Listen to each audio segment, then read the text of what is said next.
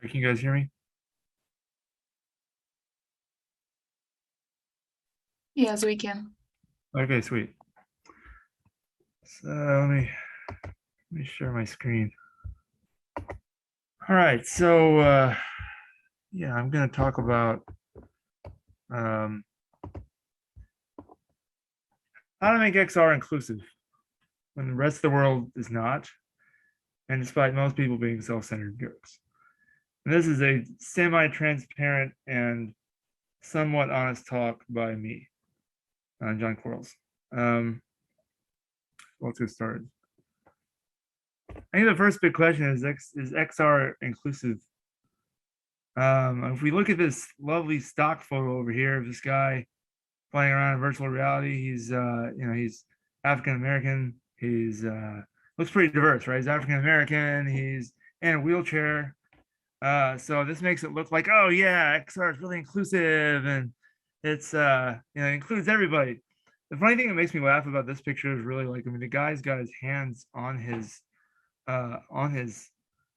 headset, and speaking from experience, if you're holding something in your hands, you can't turn around in your wheelchair. Uh, so this is not exactly the most inclusive uh, picture. And again, this is just a lovely stock photo that somebody put out there to try to make XR look more inclusive than it is.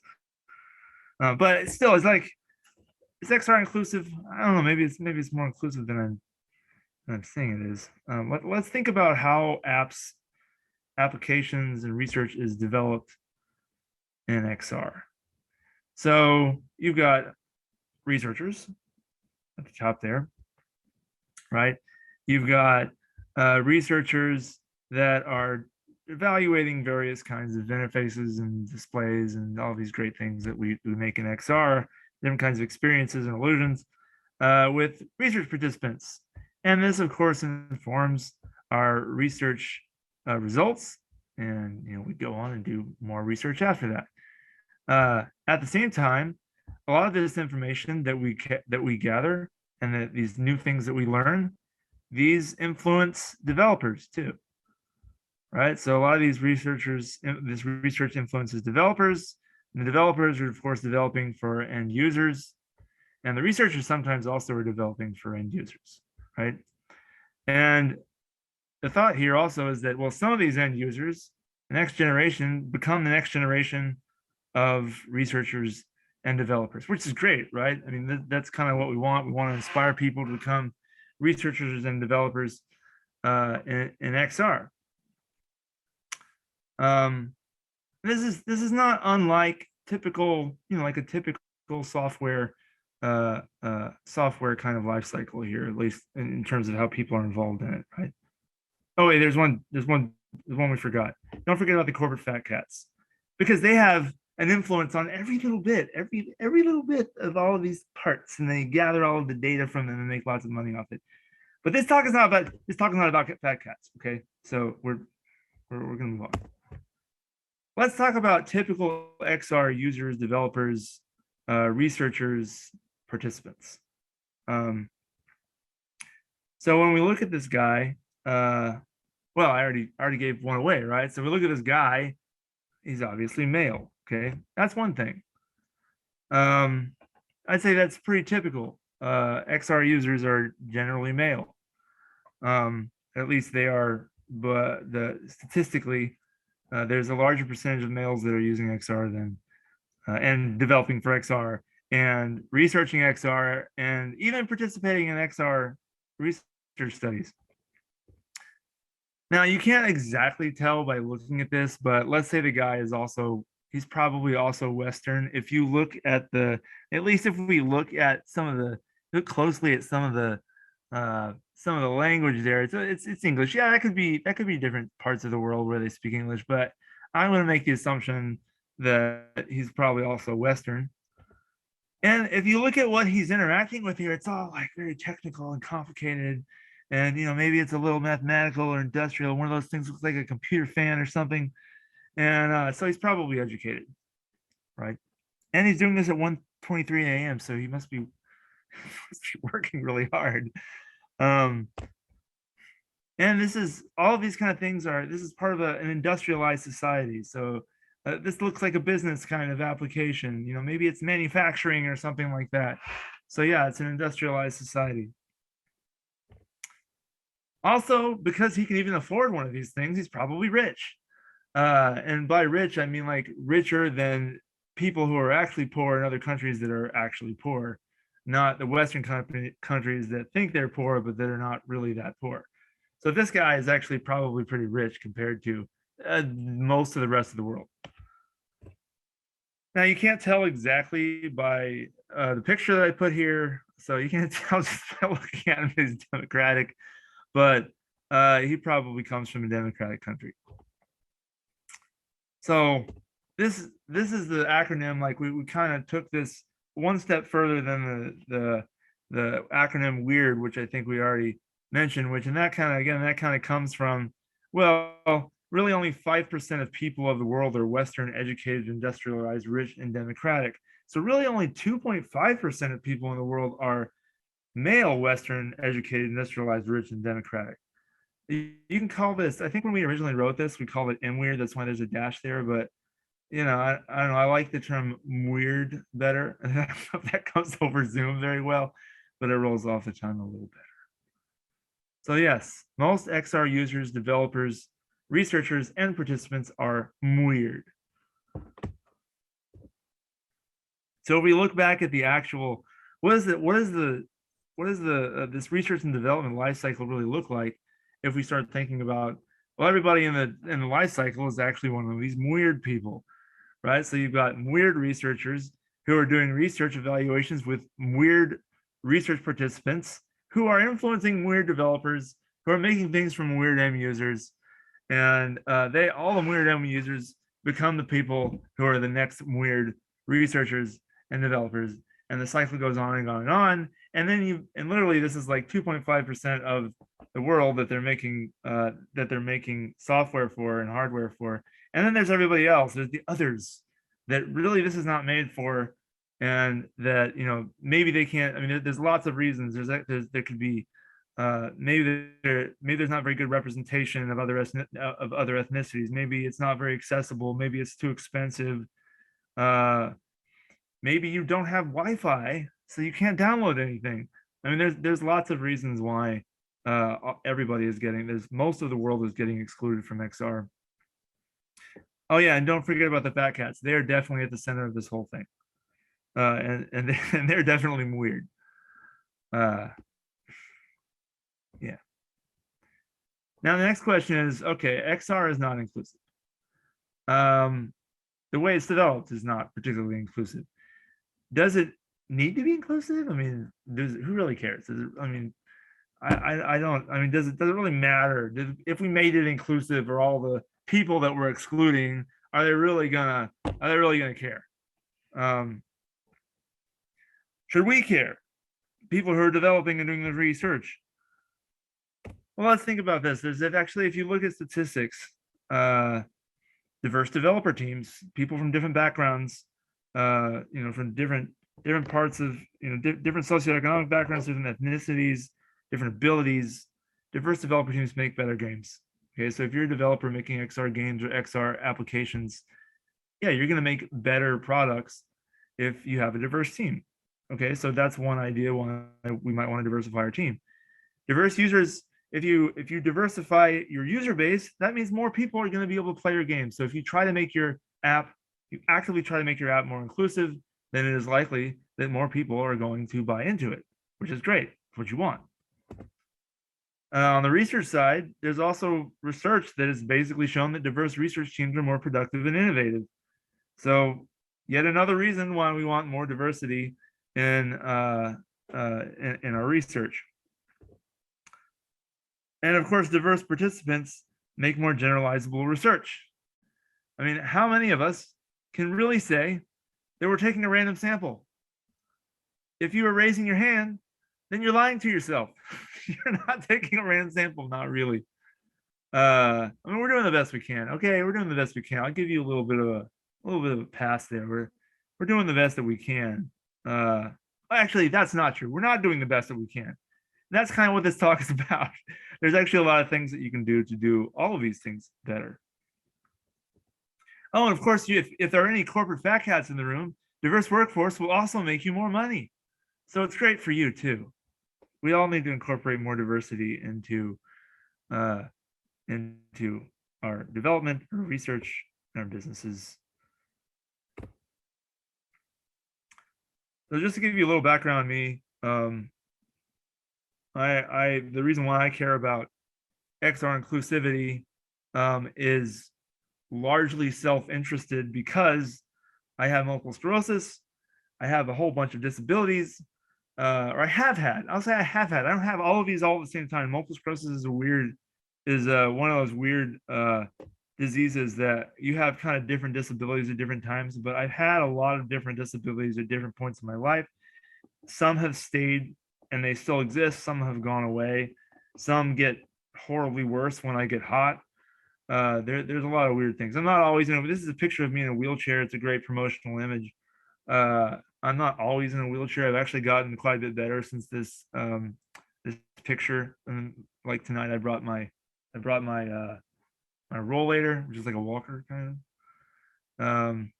But if I had to go really far, I still, if I had actually traveled to Singapore, I would have had my wheelchair, because if I have to go really far, I still need to use my wheelchair.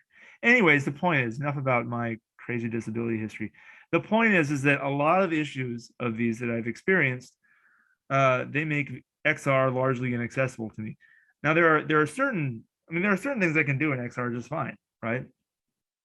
Honestly, I can walk around pretty well with a HoloLens on. That's not really as much of a problem. VR, okay, that's pretty dangerous for me to try to walk around in VR. And honestly, if I'm wearing a HoloLens, and yes, if most of the time there's not that much covering up my vision, right? A little bit, but if you really do cover up my vision in the HoloLens, then I'm sure I'd fall over just like I do in VR.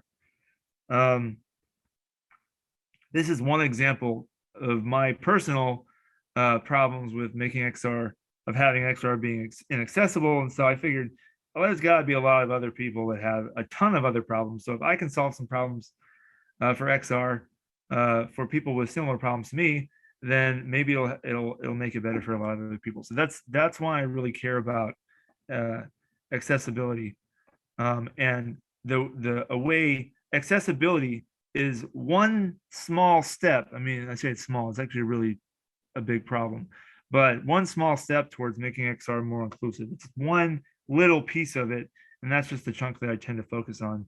But that's probably my bias. Which brings us to the point of talking about bias. Bias. I really should have said implicit bias. Bias, and a lot of times everybody's biased, turns out. Even if you think you're not biased against certain people, you probably are, and you don't even necessarily realize it. That's what we mean by implicit bias, and those are the most difficult to deal with because we're not aware of them. I mean, if you know you're biased and you know that you're a jerk, then you're okay with that. Well, I don't know if I can really help you, but actually, that's not true. Wait till the end of the talk. But implicit bias is really hard to deal with because you have to be sort of actively trying to discover your own biases, and that's not always easy to do. And so I think a lot of the bias that exists in the world, I want to believe that a lot of bias that exists in the world is unintentional, but that's not true. But at least, if we can help people with implicit biases, then I think it'll help everybody. Everybody has implicit biases, but bias, again, it's an unequal weighting in favor of one group compared to another. An example of this is design bias. So this is when, and actually, this is a type of bias that we already mentioned at the intro to this, but I'll give you another example. This is where the development of some kind of hardware or software, it doesn't meet the need of a subset of users. And honestly, the funny thing about it is it's not even always a subset of users. Sometimes it's actually a big chunk. You could go that, you could change that to, sometimes it's the majority of users that we're really not that we're really biased against without realizing it. One of the most scary examples of this is the automotive industry. all of the crash test dummies, classically, I'm not sure if this is true anymore. I think it might still be true, but I want to believe it's not true. All of the crash test dummies historically have been male, like they've been the same weight, the same shape. Uh, they're not representative of females. And you might think, oh well, whatever. They're crash test dummies. Like who really cares? But I mean, this is thought to be one of the reasons why car accidents are more fatal for females because they don't test with female representative crash test dummies for females. So this is a very scary example of where design bias can really go wrong. Let's talk about natural language processing because natural language processing is like super biased these days. They're largely trained from data scraped from the internet. And the reason why this is important, natural language processing, because I know there's a lot of us in VR and AR and XR in general, we're working with, we're creating virtual characters for experiences for virtual characters that are driven by natural language processing, many of which are these very large natural language processing models that were trained from data scraped from the internet. And unless you've never been on the internet before, you probably know that the internet is a very biased, racist, dare I say, evil place where everybody is mean to each other. And then the language on the internet is notoriously non-inclusive. And it's just, it's generally hurtful to people. And so bots pick this up. They're trained to pick this up. And actually, a lot of times, if you have bots that are learning, or if you have agents that are learning, people regularly abuse these kind of these kind of NLP driven agents, and then they learn to pick up the behavior. And there's actually some published examples of this. I don't know if anybody's seen Lawnmower Man. Those of you that are older in the audience, you probably hate this movie. I think this is a great movie. I remember watching this movie in like 1992, and I was like, oh, that is so cool. Everybody else in VR is like, no, this is the worst movie. Never see it. Don't listen to those people. Go see this movie. Go rent the movie. Don't bother watching the second one. But the first one, yeah. Anyway, I digress. So let's talk about participant diversity. And as was stated, there is an entirely other workshop that is going on at this exact moment that's entirely about participant diversity. They didn't invite me, but I'm not bitter.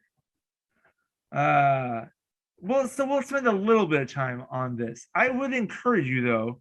I think that workshop actually lasts all day.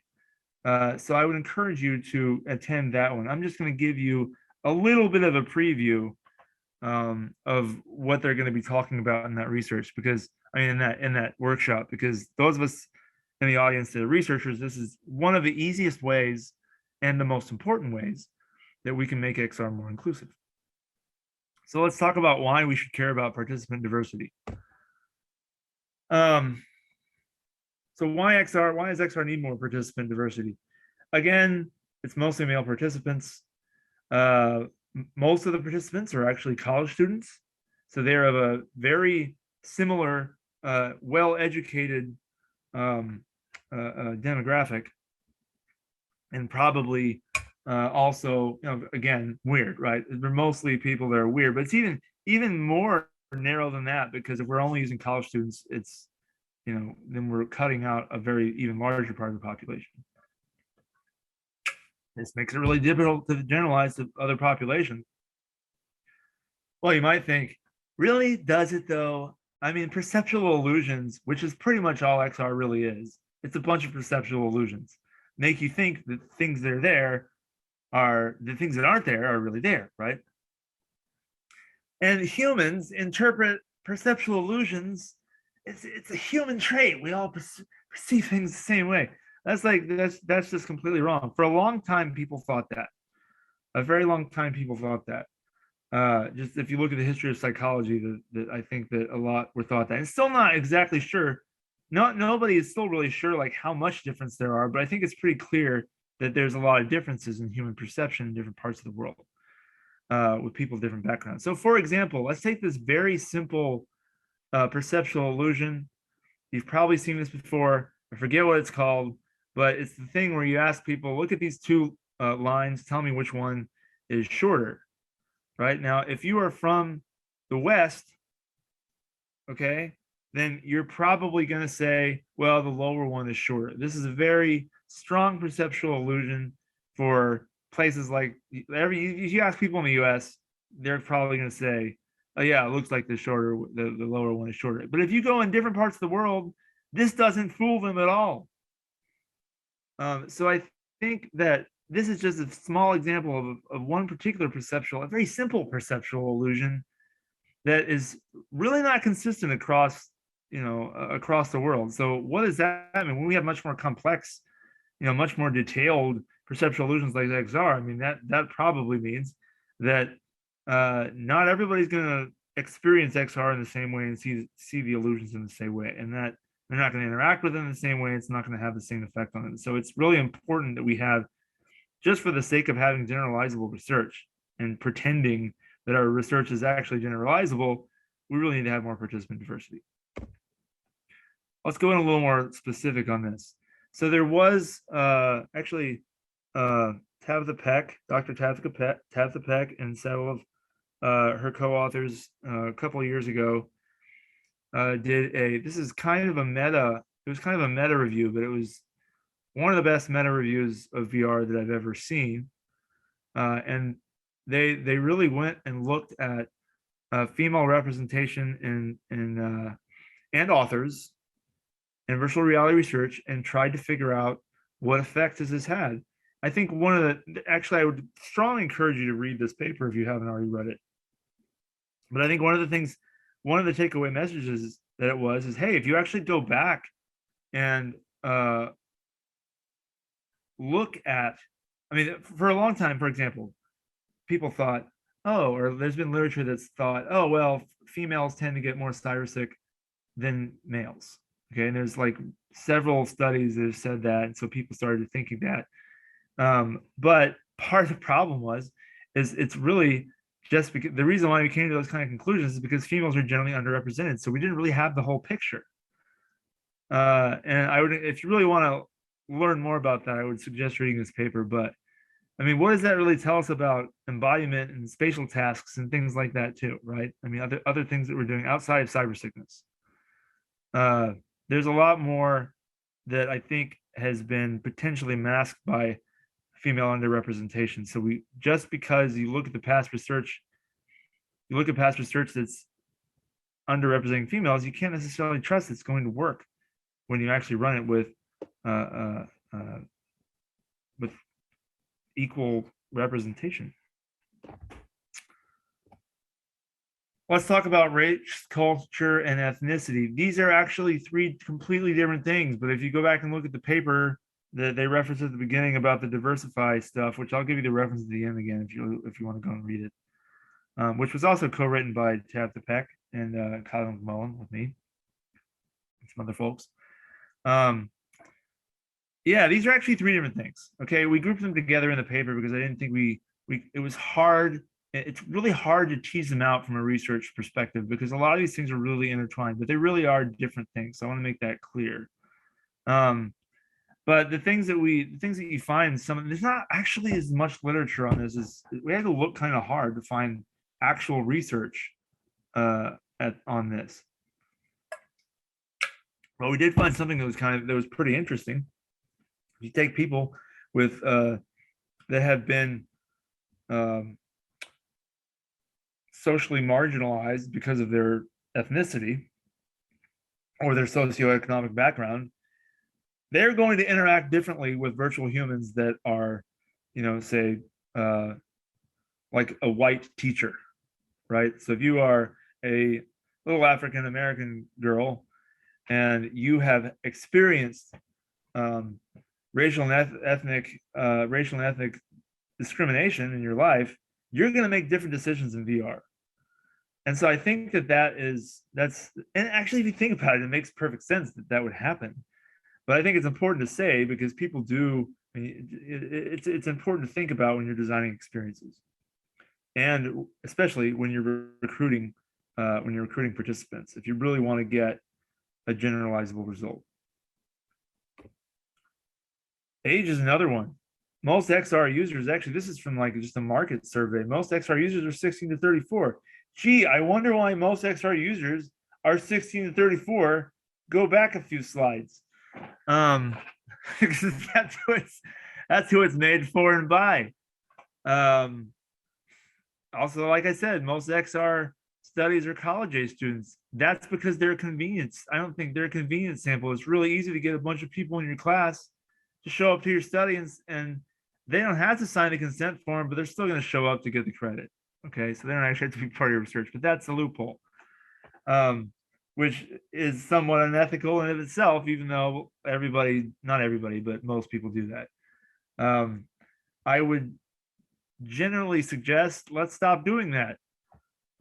We can't just depend on that. It's really limiting our generalizability. And actually, there have been studies that have looked at differences in presence and embodiment and perception based upon age. So just because your college age student performs very well in this and doesn't develop false memories doesn't necessarily mean that kids won't. Okay, now I will say, don't freak out about the whole false memories thing. Actually, go read this paper. It's actually quite an interesting paper. It's pretty old now, but it's a cool paper.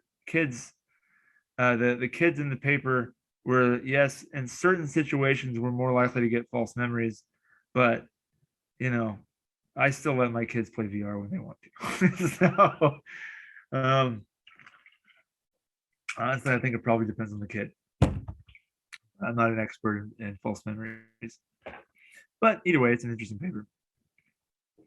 But the point is, again, age is another one of those diversity dimensions that you can't just try. If you run your study with college age people, that doesn't necessarily mean it's going to generalize to people who are older.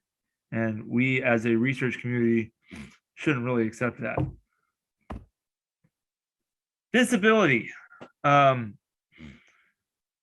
Most of the prior work regarding persons with disabilities in VR has focused on rehabilitation, which is great.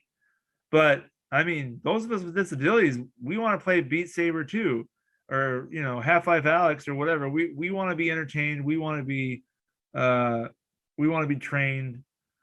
We want to be educated. All those other great benefits that you get from VR.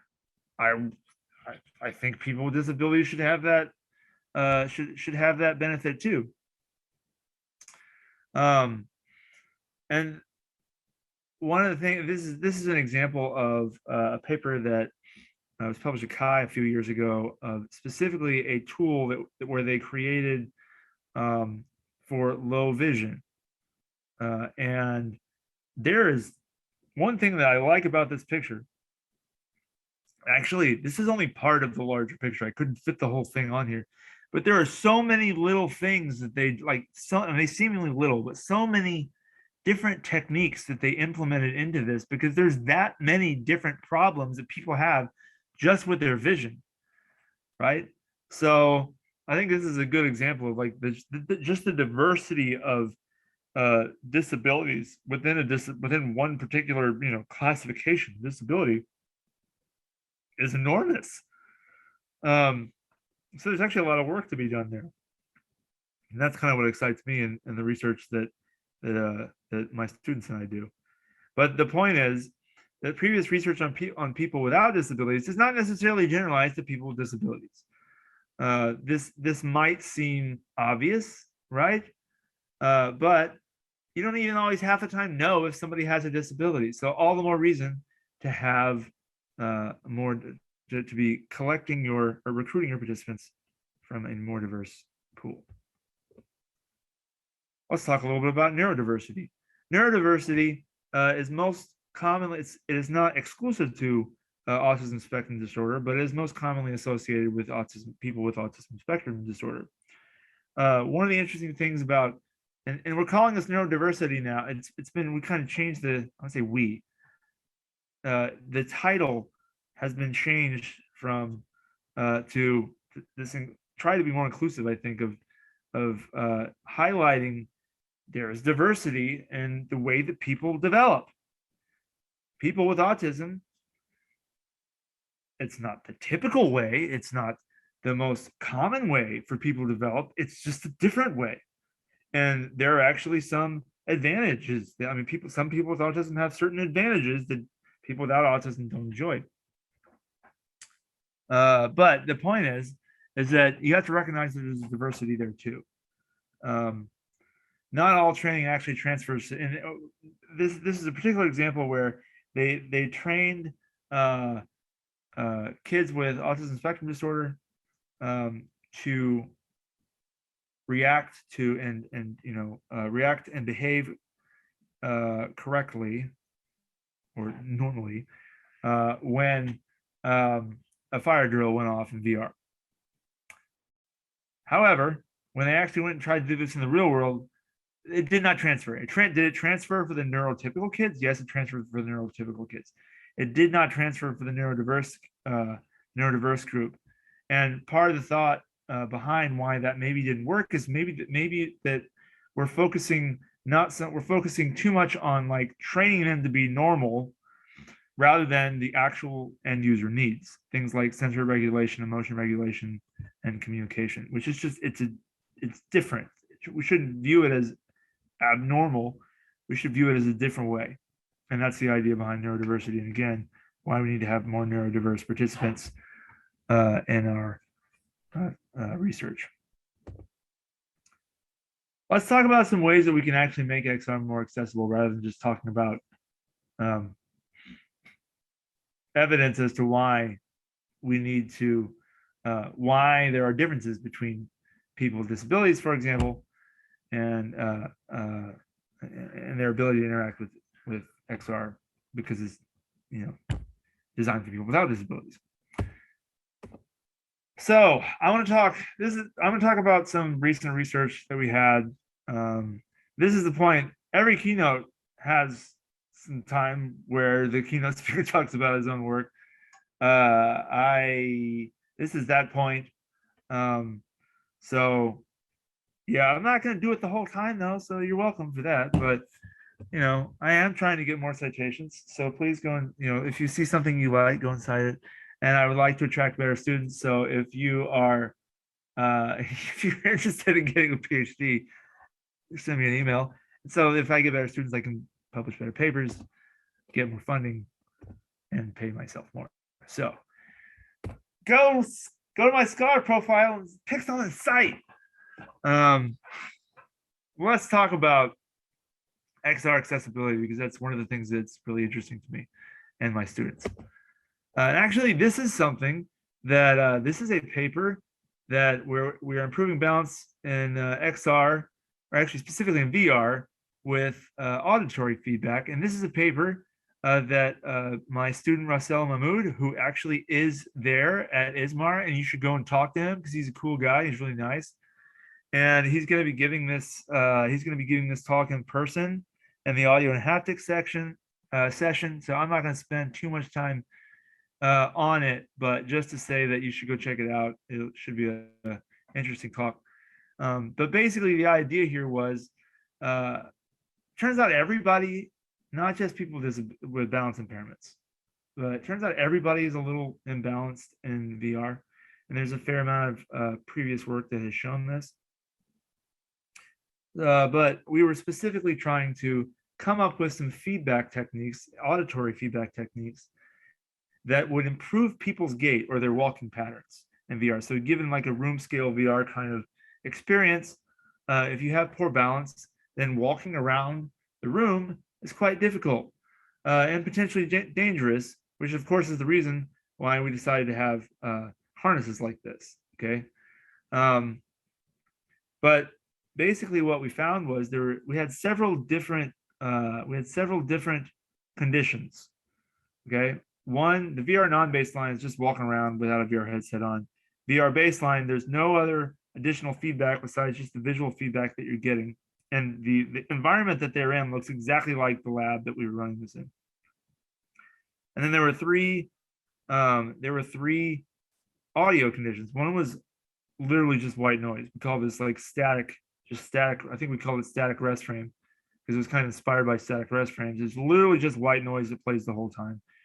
Rhythmic is where it's like rhythmic white noise. So it's psh, psh, psh, kind of stuff. And then spatial was where the white noise was being simulated as emanating from a particular sound source in the room. And basically the takeaway message of this is, well, it turns out the spatial was better than the rest of them. The static and the rhythmic actually still worked pretty well. And still work pretty well, better than the non-VR baseline and the VR baseline. So there are some kind of simple ways of adding auditory feedback that actually improves your gait. For example, how fast you walk, how symmetric your walking is. These are just some examples. But I would suggest that for more information on that, go see Russell's talk on the 18th. Here's a preview of something that's going to come out of VRST 23, actually 22. I wrote 23. I know we're not submitting that early. It's actually going to be, it's going to be at VRS 2022 in November. Okay. But so we ran a very similar study to the other one, but we did it all, instead of with audio feedback, we did it all with vibrotactile feedback. Similar kind of results as we saw before. Now, in this case, the graph looks a little bit different because we're looking at COP velocity instead of just, which is center of pressure velocity. So this was all standing balance. It wasn't walking around. This was just standing in place. It's kind of like looking at those kind of experiences where you're just standing, okay, which, by the way, are still difficult for me. So it's better to have lower, you're more balanced if you have lower center of pressure velocity, whereas for walking velocity, it's better to have, you were walking more confidently, more easily if you have, with better balance, if you have higher velocity. But in this case, yeah, we saw some of the same kind of things. Now, in this case, instead of being purely audio, this was all, we basically had people wear vests and like these armbands, and actually there was a little bit of there's around their face, and there's like actuators, vibrotactile motors, basically the same kind of things that's in your phone, except they're a lot stronger. This is actually a B haptics tack suit that we, so it's kind of an off-the-shelf product that you can get. And we wanted to see if vibrotactile feedback would work, and yes, it did work. And it worked in a very similar way that we saw it working with audio. We did add an addition for gait. We did add an additional condition specifically about feedback on your center of pressure. So if you lean forward, it would vibrate a little more in the front. If you lean backwards, it would vibrate more in the back. If you lean side from side, so you can kind of get an idea of which way you're going. And the spatial was similar, except you can kind of think of it as like the vibration was emanating kind of like a sound source from a particular point in the room. Anyways, if you want to learn more about that, look at VRST 2022 and it will be there. And Russell will also give that talk because this is also part of his work. Okay. So I talked a little bit about the work that we've been doing to make VR more inclusive via making it more accessible. But let's talk about other ways that we can all make XR more inclusive. One of the ways, I've already talked about this, we already spent a bunch of slides on this, place greater emphasis on population diversity. That is, when you're reading a paper, when you're planning a study, obviously try to recruit people from more diverse backgrounds, have more diversity in your study population. Also, when you're reviewing a paper that has like 1 female and 29 males, yeah, you should knock it down a few points because it's not going to be nearly as generalizable. Okay. And they should have gone and balanced it out. I kid you not. We in our last study, most recently finished up, we got to a point where we had like the number of participants that we wanted, based on our power analysis. But there were more females than male, and I told my student, like, go and balance it out, recruit some more males so we can have equal representation.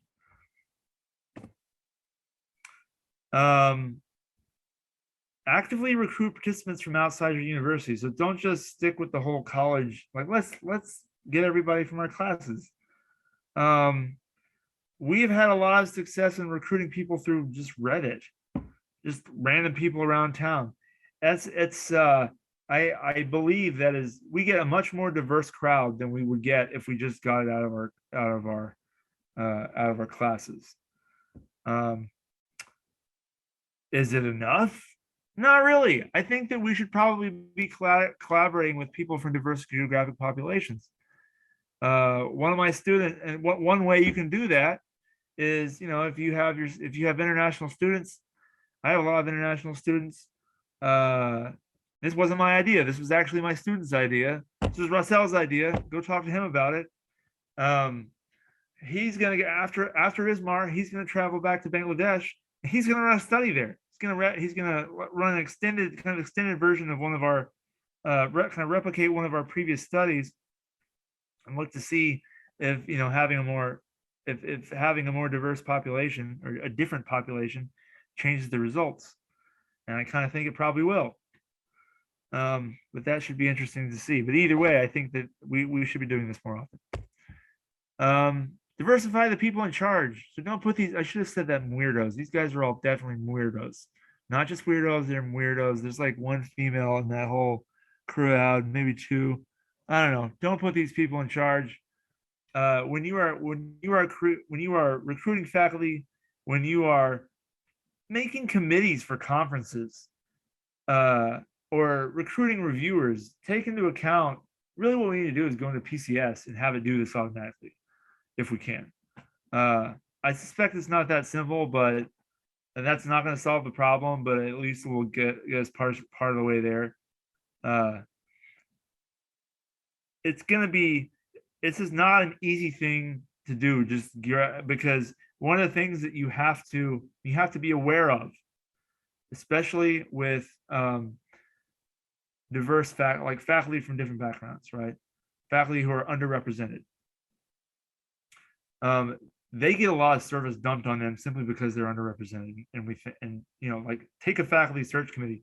Oh, we really need to put the underrepresented minority people on our faculty search committee because it looks better and they have a better perspective. That is absolutely true, but they are also just completely half the time way overloaded with service. Okay, so I'm not saying don't include underrepresented minorities on your search committees. You should, but just be mindful of the other things that they have going on, because their service load is probably higher than those of us who are not underrepresented minorities. Develop relationships with affinity groups. These are some examples: women in the workplace, working parents, LGBTQ+, support groups of persons with disabilities. We have spent because we do a lot of work in rehabilitation and accessibility, we have spent a very long time making friends with local support groups for people with disabilities. We couldn't do our research without those folks. And it's been really great. Actually, all of my students make friends with these people. I mean, eventually, right? Like they'll, because they're all really friendly. I mean, I don't think they hang out with them, but the point is that they're very supportive of the research, and we can always get more and more. They're always, the support groups are growing. They get new people coming in, and they're always willing to send us some new ones, and they're very willing participants, which is great. Continue to engage in professional development focused on diversity. Okay, so I know there's a lot of people in the audience who are like, diversity training. That's not really what I'm talking about. I mean, yes, diversity training is necessary, but that's not really what I'm talking about. This particular idea from Brown University was really talking about ways of countering unconscious bias. And I think that that's really something that we as a community should also think about, because as it turns out, XR is pretty good at that, theoretically. Okay, at least from some of the previous results I've seen, XR is pretty good at countering unconscious bias. So here's another slightly unethical idea that I have, which is okay. I realize that that's ironic in the workshop about ethics. This is maybe slightly unethical, but I think it's still a good idea. So ways that you can make XR or the world more inclusive. Use XR to suddenly trick people into being more inclusive. There's actually like a bunch of research that has done this. And yes, this is social engineering. I proposed this idea to the National Science Foundation one time. I told them I want to do disability simulation to try to convince people to give more money to disabled, disabled promotion, to disabled support groups and societies and things like that. And the guy told me that sounds like social engineering. We don't fund that. I was like, all right. So then I got some funding for something else, and we did it anyway. The, so a student of mine who is now at Marshall University. He's an assistant professor at Marshall University, but his dissertation was largely about using disability simulation to reduce implicit bias towards people with disabilities. Did we ask for people for money at the end? No, I didn't go that. I think we thought about it. We didn't go that far with it. Okay. But you can go and read the paper. There's a couple of papers that he had on this. Or there's quite a few papers that he had on this. But the takeaway message here is if you are experiencing having a disability in VR, like it's a disability simulation, or you are talking to other characters who have disabilities in VR, it does make an impact on, or it theoretically makes an impact on your implicit bias as measured by things like the implicit association test, which it's unclear as to whether or not this really transfers to the real world. That is still an open question, which I think would be worthy of studying in the future. But still, if we could put a little bit of social engineering in every little VR, just like subtly social engineer the world, I think we could probably make a difference. Not like preachy like I'm being right now, okay? But like just subtly put it into, the next hot video games, then maybe the next generation will be a little bit less implicitly biased. So takeaway messages. Currently, XR is not inclusive. This hurts XR research, it hurts end users, and it hurts companies that are trying to make money with XR. You can make XR more inclusive. You can diversify, and it's actually not as, it is a big job. It's not going to happen overnight, but there are small steps that you can take that we should take. We should all take.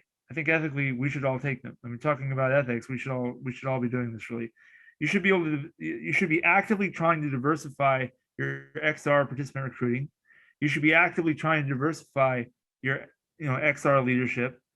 We should be trying to collaborate more internationally so that, the studies that we're running are not so limited to the socioeconomic and geographic backgrounds of the people that, are next door to us. And, a little bit of social engineering. Maybe that's something that you guys can talk about in the workshop if you want to, because it's not the most ethical thing in the world, but if it works, it might be something. And I've seen it in research happen. Like there's a lot of different ways that you can subtly convince people things implicitly with VR, better than other modalities. Anyway, a lot of the stuff that I talked about today came from this paper that we published, I guess, a year ago. And I think we really talked largely about VR in this, but I think it's pretty much true for XR in general. And if anybody has an interest in these kind of topics, or especially accessibility, feel free to come and want to collaborate. And you don't live in my same country, or if you do, that's fine too. But if you're on the other side of the world and we should try to do something, contact me. And I'd like to thank everybody for inviting me. Yeah, hello. Very good talk. But talking about the implicit biases, I see that this talk has been relatively US-centric in ways that don't make sense here in Asia. Because, for example, you said that a typical XR is Western, and maybe many people here, especially Chinese and Japanese, might want to question that assumption. But there are other topics that I believe you should reevaluate because they don't make sense globally. So maybe we have to think like when you talk about let's call it like this African American people and the problem being the issues with the darker skin, because here in Malaysia, Singapore, Malaysia, India, they have a lot of people with darker color, and that generates issues with visual recognition of the hands, for example, and they don't have anything to do with America or Africa. So Absolutely, yeah. maybe You're we have absolutely to right. find a better way to talk about it. So just mentioning that those biases that you mentioned are at play here when you are talking. Yeah, no, you're absolutely right. I mean, again, like my own biases and the people that wrote this paper, we're all from the US. So I would absolutely like to hear more about how differences, and some of these things I talked about don't, if they don't apply in other places. I think that's a really important thing to talk about. Or if there are, I'm sure that there are different issues, in other parts of the world that I have no idea. But again, I think the idea really is that we really need to learn about this stuff. So I think that was a really great comment. You're absolutely right. I got a question for you. First and foremost, great talk, by the way. Um, Thanks. my question really kind of involves, not really a question, it's kind of your thoughts. You talked about taking your experiments and moving them mobile, right? Like having an experiment that's done here and doing it in another location. I think I'll put my John. I think that's a great idea. I came from an HBCU and I've been at, I'm at Tech now and other places now. And I really like your call to action. It's like, hey, increase your diversity pool. Yes, we have diverse universities because we're bringing in diverse individuals, so we can do it that way. But I really want to stretch your brain when it says, how do we make it, or what are your thoughts on like really setting up research where it has to be in these other locations, like actually incorporating HBCUs and MSIs, so multicultural organizations, and cross international. So any thoughts on that, of how we can actually establish those and make sure like our data pools and sets are done that way? It is hard. It is not a simple problem. Replicating, I mean, if you're ever just replicating a setup of somebody else's of research, even if they've even if they've or your own research, even if you described it really well, is not easy. I would say you should go to that other workshop and ask them, because they actually have a potential solution. They're, I believe, I don't know, but knowing the people that are running it, they are actually looking at more trying to create like infrastructure for doing more easily running online. So so that in the sense that you could be, at your home university and be running it with people on the other side, running your study with the people on the other side of the world, or a different university or a different part of the country or whatever it is. There have been some people that have been doing that more recently, and that became during the pandemic. It became a little more during the height of the pandemic. It became a little more popular. I don't think mainstream, not that I've seen, but it's not easy. I mean, just sending my student to go to Bangladesh with, yeah, he's carrying a Vive with him. He's got a balance board. He's got to bring all that stuff with him.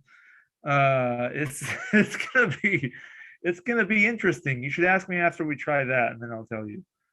But I mean, I think just creating that dialogue is the first step. It's it's hard, I think, especially with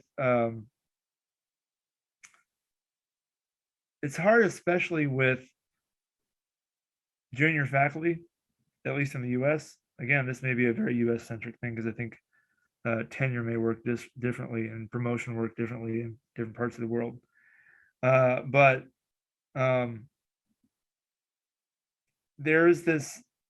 I think, again, I'm probably getting off topic, but there is this notion that everyone who's junior faculty should demonstrate that, that they're a leader in the field or whatever, and the way to do that is to be a single PI and like, it's your work, which kind of discourages collaboration. And so then those kinds of things are harder when you're trying. It's already hard actually to really set up the same experiment somewhere else. It's already hard to do that. But it's, if you're like, well, am I going to get promoted if I do this? I think honestly that's another thing that needs to change, because honestly science just doesn't work that way. There needs to be more diversity, more acceptance of multidisciplinary work, work between or collaboration in general at that level. So I don't know. I don't think I answered your question, and I got off topic, but anyway. You did. Thank you, though. Yeah. I just had a quick question. Wanted to get your thoughts on reporting diversity. So like in my experience, most papers maybe report gender diversity, maybe report age diversity to a certain extent, but I really have no idea, or we really have no idea if they're racially diverse participants or if they're diverse in terms of disability. Do you have any experience or things to consider, ways we can improve that? Just wanted to get your thoughts. Thanks. I mean, yeah, absolutely. The easiest, there's a ton of other, like as you mentioned, there's a ton of other diversity dimensions. This comes down to adding some extra questions to a questionnaire. There are questionnaires that are, I mean, it's easy to write a non-inclusive questionnaire. It's a little harder to write an inclusive questionnaire, but I mean, you don't necessarily have to do that from scratch. There's actually a lot of examples out there. I think Tabitha Peck actually has, you can go ask her. I think she has some. I have some. You can ask me for the ones that I use. It's fine. And that actually, and you can, it looks at a lot more dimensions, but all it really translates into is having your participants fill out a little bit longer of a questionnaire. So there's really no reason why we shouldn't be doing that. And when you're reporting in the paper, yeah, absolutely, we should be reporting in the paper. If nothing else, right? If it doesn't fit into the, I mean, you may be thinking like, oh, well, I'm gonna have like this crazy long list of all these different, like, start putting people's blood types and stuff in there. And we're not quite there yet. Okay, but I think it's a small thing just to make a slightly longer demographic questionnaire, and you can ask people about. I mean, just asking people like, what's your level of education, which you kind of have to do if you're not recruiting from your classes, right? And we should be including those in papers, because if you think about it, if you've ever tried doing a meta review, it's actually kind of hard because you don't really know all the things it's really hard to know whether you're comparing apples and oranges in terms of the participants, right? So honestly, we should be doing that anyways. And yeah, I know you're absolutely right. Most of the things I've seen, you got age, you've got, or they report age, they report gender, but usually it stops there. So I think we should at least be having, I'm starting to see more ethnicity, which is good. Obviously, you can't exactly put, when you initially submit it, you can't necessarily, if it's double blind or whatever, you can't necessarily put the geographic location. But I think you should, I mean, and that should be but you should put that in the final paper at least. And if it becomes a lot of data, then you include it as a supplement. There's no reason why you can't do that. So I think it's one of those things where it's like, really, we need to be asking more questions, reporting more of the data, sharing more of the data, even if it may not make any difference, but we should still be, in terms of the results, right, of that particular paper. But seeing the field as a whole, yeah, we want to ensure that going forward, we're having more, we can feel a little bit more confident that we're creating generalizable results. And one way of doing that is making sure that we're getting more of a diverse sample. So yeah, ask the questions.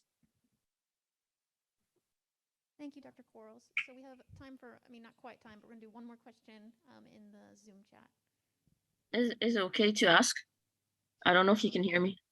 I can hear Oh, you. So actually I did do comparison study by mistake, because like that's how my sample was. I had a sample for like measuring eye gaze patterns, and I had both Japanese participants and non-Japanese, and at first I didn't get any conclusive results because there were two different people and their way of eye pattern was different. But I was prevented from putting the results in the paper because they said the sample was too small.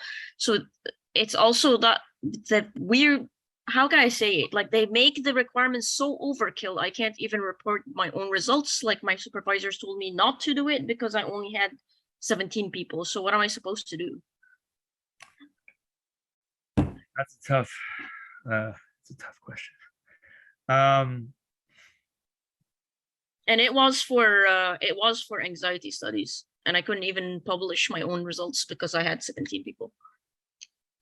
I mean, it's tough, right? I don't have a good answer as to how you can solve that problem. As the other is, yeah, go ahead. I wasn't allowed to have the accessibility to actually neurodivergent people. So I ran like the social anxiety studies with normal people because I had no other choice. Right. Because I wasn't allowed the access. So I will tell you, if anybody is interested in getting into, for example, neurodivergent, or like if you're looking at like not the all population, you want to focus on a specific population. Those kind of studies logistically are harder to run and they take longer because they're harder to recruit people. And honestly, when you're budgeting the time and to be able to do that, and you're trying to ask for money to be able to do that, you gotta be considering that from the very beginning. When we first started our work with, people with multiple sclerosis, the first study we ran had like 4 people in it or something. And I was like, how am I going to do this? Right? Like, how am I going to go forward with this research if I get like 4 people? Because there's just not that many. When you get down to it, there's not that many people with multiple sclerosis compared to, it's just, but what it came down to is just a lot harder to recruit them. That's the reason why you have to make friends with the affinity groups. And it's not simple. Okay, so that is, you might think, oh, I can just go to a autism treatment facility and then they'll hook me up with some people.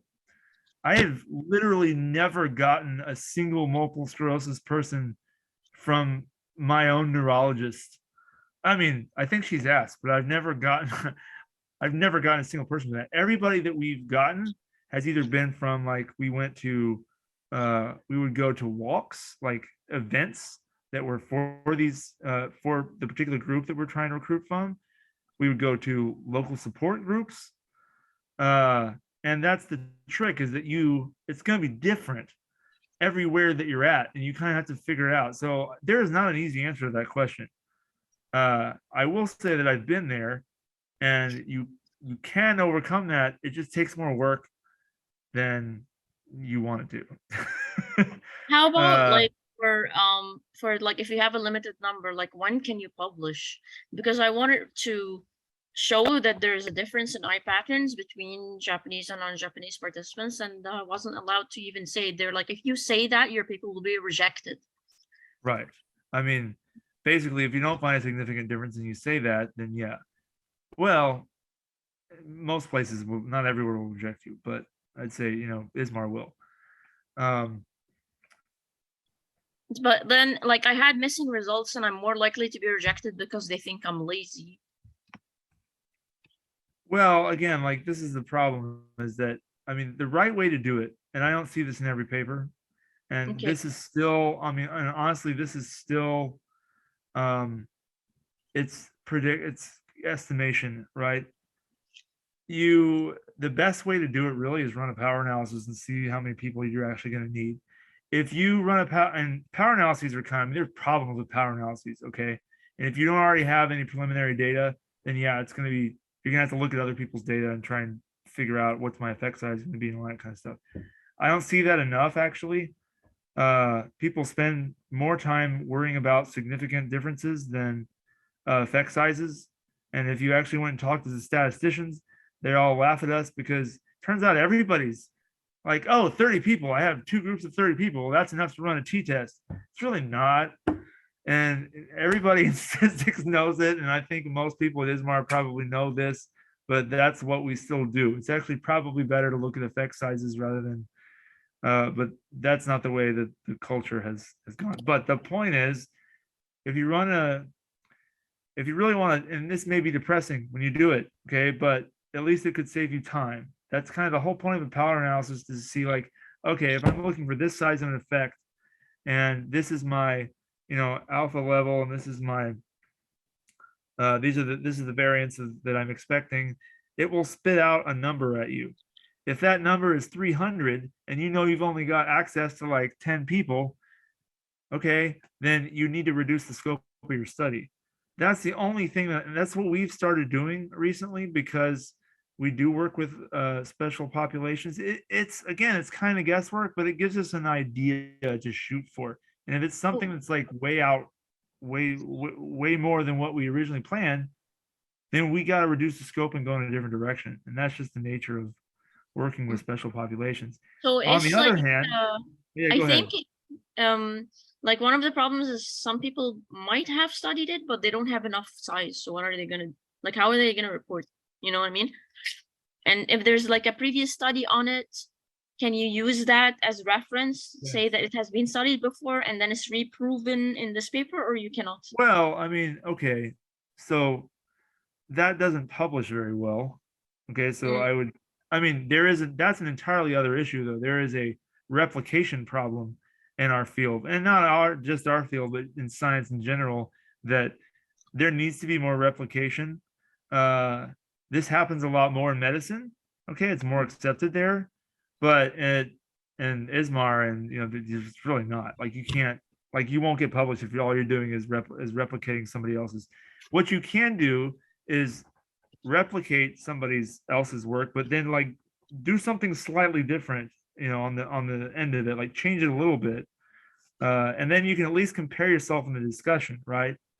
I mean, a lot of times in your discussion, we're getting into like how to write papers and stuff. If you really want to know, and I'm probably taking too long, send me an email. I'm happy to talk to you about, because we run into these kind of problems, and they're not simple solutions. They're not simple solutions, but I'd be happy to tell you what we do. Thank you. Yeah. Which made it take a little bit longer. So to get started, I would like to introduce Austin really briefly. Again, his paper is Effects of Optical See-Through Displays on Self-Avatar Appearance in Augmented Reality. And Austin is a computer science doctoral candidate at the University of Central Florida, studying under Greg Welch and Gerd Bruder. His research interests lay at the intersection of visual perception, HCI, and AR/VR. So thank you, and let's give Austin our attention. All right, thank you for the intro. I can't share my screen. Yeah, I don't have permissions to share my screen just yet. Let me see if I can get that figured out for you. Okay.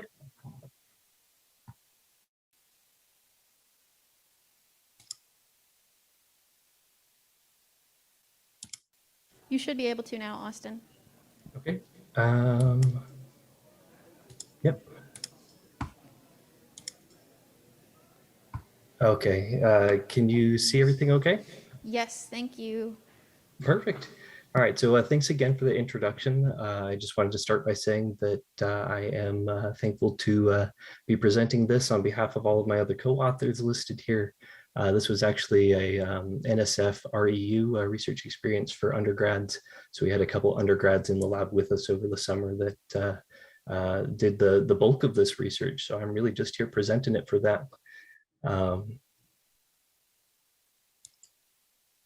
Yeah, so one other thing before I get started. Now I'm seeing messages pop up to let people in from the waiting room. So I guess I'll just click to let them in as I go through. But yeah, continuing on then. So we're all probably pretty familiar with AR being here at ISMAR. The AR that I will be focusing on for this talk is optical see-through AR. Optical see-through displays include like the Microsoft HoloLens 1 and 2, the Magic Leap 1, and now the second one of those is coming out as well as a few other displays that are on the horizon here. So what all of these displays have in common is that typically you're seeing through a clear plastic visor at the front. So you're still seeing your environment around you. It's not being mediated through a digital display like it is on a video see-through display. So this type of display has a couple of disadvantages. One being that it can only add light on top of what the user's seeing in their environment. So you can't take light away. So what happens is that if you try to render something that's black on a display like the HoloLens, it'll end up looking something like the top left of these figures on the side here, where if you have black font on a white background, that black font drops out, it's completely transparent. And even that white background blends with the colors that are shown behind it. So it somewhat appears transparent unless you're doing some sort of correction for that. So one of the big issues here is that these issues worsen with increased environment light. So most of the time we're doing our experiments in very well controlled laboratory settings with pretty dim lighting conditions. When you take these displays outside into direct sunlight, all of a sudden everything starts to appear really transparent. It's really hard to see the text on the UIs you're interacting with. And there's been a few papers in the past that have investigated how that affects the user and their ability to interact with the imagery shown on these types of displays. So one of the things that we're starting to look at is how user perception of things other than text and symbology is affected by this problem. So I was fortunate to work with Tabitha Peck and the authors listed below here on a TVCG paper recently, where we looked at how this transparency issue affects our perception of virtual humans and avatars, and maybe virtual agents that may be shown on these types of displays in the future. So the big takeaway from this paper was that the more transparent the person is appearing on this kind of display, the less human we perceive them to be. And so if we're perceiving someone to be less human, that may affect our behavior towards them, and we may have an implicit bias towards that person. The biggest problem here is that due to the additive nature of these types of displays, people with darker skin tones are going to be more transparent than people with lighter skin tones, just in general. And then, a lesser but still important problem is that any other component that goes into the creation of an avatar, like the clothes you choose, your hair color, your skin color, all of that affects how transparent you will be perceived to be on these types of displays. So this leads us to the research questions for the work I'm presenting here. The first of which is, how does environment lighting and therefore opacity affect user behavior in an avatar creation task? And then the second is, will participants choose to represent themselves using lighter skin tones or hair colors in an effort to appear more opaque on these types of displays? So to look into this, we recruited 20 participants, and we had them do an avatar creation task on the HoloLens 2. So we used the Ready Player Me avatar creator. It's not our program, but if you go to readyplayerme.com, you can pull that up and see what that looks like. Here's a couple screen captures of what that looks like on a laptop or PC side on the right here. But we were able to stream the imagery from this avatar program to the user in the HoloLens, along with the full 3D representation of what their avatar looked like during each step of the avatar creation process. So for our physical setup, we had our participants standing in front of a mirror. So the figure on the right here represents a top-down view of our testing environment. We had the users facing the mirror so that they can see their reflection directly out in front of them. And then using the HoloLens 2 in Unity, we were able to superimpose their avatar from that Ready Player Me program. That way it looked like it was standing next to their reflection in the mirror. So as if the avatar was standing next to them in the room. For our study design, we had a mixed methods design with one within subjects variable and two between subjects. Our within variable was environment lighting. So we had two different levels that you can see on the right here. One was set to 200 lux, so kind of a dim interior lighting condition. And the other was set to 2000 lux, which is very bright for indoor conditions, almost like a cloudy day outside type of illuminance. We also had the two between subjects variables, one of which was our participant gender. All of our participants identified as either male or female, so we had just two different levels there. We also looked at participant skin tone, and again, our participants self-identified as having either dark or light colored skin tones. For our measures, we just looked at all of the choices that our participants were making in this avatar creation task. The two that we ended up focusing on for our analysis were their choice of skin tone and their hair color. So you can see some screenshots of what this would look like if you were going through the avatar process on the PC here.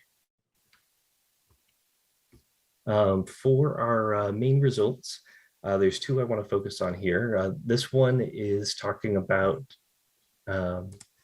this one is showing the effects of environment lighting on participants' choice of skin tone. We saw a significant main effect here that shows that participants were choosing significantly lighter skin tones in the brighter environment. So in that increased environment light, they tended to pick skin tones that appeared lighter and therefore more opaque. We looked at the interaction effect because if you're looking at these two groups of columns, you can probably see that this looks like it occurs more for people who identified as having dark skin compared to participants with light skin. And that interaction effect was near significant, but we need to test with a larger set of participants to be able to confirm that. So an interesting effect that we had not anticipated was that, again, looking at how environment lighting affect our participants' choices in the avatar creation task, when they came to select the hair color for their avatars, we saw a significant main effect of environment lighting in which our participants selected darker hair colors in the brighter lighting condition. So this is actually the opposite of what we saw with the skin tones on the other side. Again, looking at the groups of columns on the x-axis here, we can see this seems to occur more for female participants compared to male. However, when we ran our analysis, it did not confirm that. So there's the two main results here was that participants tended to choose skin tones that appeared more opaque and hair colors that were actually darker. And we don't have a good explanation for the darker hair colors, but what that does is it does increase the contrast between their hair and their body to make their body stand out more than their hair in that particular condition. So we think that that would be a really interesting thing to look for in the future, to look at in the future and figure out why exactly this is happening. The skin tone result that is kind of similar to what we saw in the previous work by Peck et al., but it still has some interesting implications here. So all of our participants chose to adapt their avatar's appearance to the changing lighting conditions to some extent. The tricky thing here is that for XR applications in general, when you're designing your avatar, you're designing it to be seen by other people. So you don't necessarily know what conditions that other person is in when they're viewing your avatar. They may be in a very brightly lit room. They may be in a pitch black office, so they can be viewing your avatar under a range of different conditions that may change how they perceive and how they interact with that avatar. So the user may not be aware of how the observers are seeing them differently than they intended when they designed their avatar's appearance. So for future work, I think there's two really interesting things to look for next. One are identifying the other factors that go into the creation of avatars that may have other, that may be impacted by the observer's viewing conditions. So besides skin tone and hair color, what other factors are important to consider here? And the other is thinking about the way that we design our avatars for these types of displays. You know, for most other contexts, we would typically design a single avatar and use it across all the applications that are capable of using it. What I'm thinking lately about optical see-through displays is that it might make more sense to design several avatars, you know, one that you can see and get feedback on in a dark environment, one in maybe a mid-range environment, one in a bright environment, and maybe the system would interpolate between those different avatars depending on the observer's viewing conditions that are looking at your avatar. So it may be interesting to consider how we can change those avatar creation programs for the future. And with that, I will end it and take questions. Thank you very much. Thank you, Austin. I really like your paper, and I think it's a meaningful extension to Pekka Al's work on the same thing. I know you cited in your paper where they show humanness. Does anybody in person have any questions? No. Does anybody online have any questions? I have a question, Austin. All right. First of all, great work. I think it's amazing. Following up with what was going on there. I had a conversation with some individuals about avatars and how avatars are created. And we kind of brainstormed some thoughts on this. And I just want to, I guess, get your opinions on it. We're really looking at how other people perceive it. So let's say if you can do the extreme where you can, you know, be a pink elephant, or you can make an avatar that actually looks like you. So the extent of like what happens, and one of my mentors talks about, like, let's just imagine that all the things we want to do actually happen. Then what? Right. So we're in this situation now where, yeah, we are allowed to have avatars and go to work, virtual reality, wherever we want to go. What happens if our coworkers decide to be a pink elephant in the tutu? Right. How does that work? Right. Like that. Are we ever going to be productive like that? So do you have any thoughts about when it comes to like identities and avatars and like going towards creating limitations, guidelines, any towards like that? But anything like that, do you think science can point us towards? Yeah, really interested and loaded question there, right? So I think it depends on the context. You know, if we were doing ISMAR of the future and we're all meeting and you know, we're creating avatars to go to this conference, I would argue that it's important to represent yourself as you would want to be seen. But I don't know how to draw the line there, you know, between, you know, making myself appear taller, more muscular, or, you know, whatever, and me changing my appearance to be the pink elephant that you mentioned. Yeah, because if I feel more confident giving my presentation as a pink elephant, who you know, who am I, or who is someone else to infringe upon that? So I think it's a really interesting question. I don't have a good idea on where to draw that boundary. Thank you for that. It wasn't. There's no answer for that. I think it's going to be the exploration of the future, right? But I think your response to that was spot on, right? We have to really understand the situations and respond that way. Thank you. Thank you. Okay, I don't think we have any more questions in here. So if there's no one else online, I want to thank Austin again for his talk. Very interesting work, very interesting paper. I am really curious to see where the science of self-perception in these XR spaces continues to go. Okay, people on Zoom, can you hear me? Yes, can somebody on Zoom talk? Yes, we can hear. Fantastic. I saw you nodding your head, Austin, but I wanted to make sure I could hear you all back. So I hope your discussions were riveting and fun and interesting. I saw some smiling faces when I looked in the Zoom breakout room, so it looked like you guys were having fun. I think we were here too, but I might be a little biased. So we've got about 15 minutes left. I don't have to say closing remarks. Those are boring. So instead, I would like to conclude with some of the things you all were talking about in your discussions. Like, I'm so sorry to conclude them because we were having a lot of fun, and I think I personally could have gone for quite a bit longer. But I'm going to start with y'all on the Zoom. Like, what were you talking about? What do you think is important that we should consider moving forward? And if we're doing 15, I'll give you, 7.5 minutes. All right. Yeah. Oh, Go Naya, are you? No, go ahead. So starting with, I'll kind of try and work our way down the worksheet here, but starting with the broader perspectives, the challenges. One of the things that we were discussing is that we don't really have a definition or a set of guidelines to work with for our community when it comes to diversity and inclusion related problems. And so maybe just starting by having something like that to refer to conference would be at least a good start in this direction. So we kept coming back to the idea that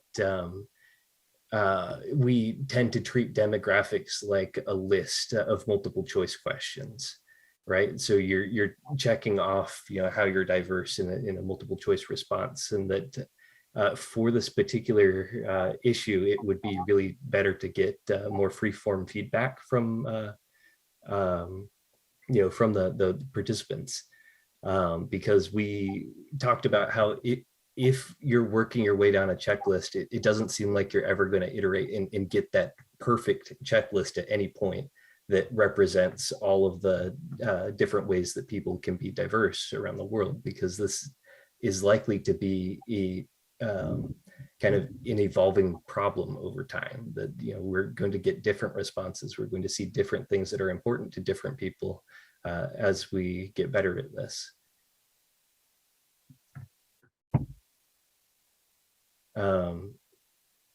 Looking through the notes here, so one of the things that that we talked about were kind of the differences between attending ISMAR online versus in person, and we talked about how attending in person, one of the pros of that is that you are getting immersed in a different culture, and you're getting to learn about something that you probably didn't know a lot about before unless you visited that particular city. So we may be able to use the conference as a platform to teach people a different culture, and to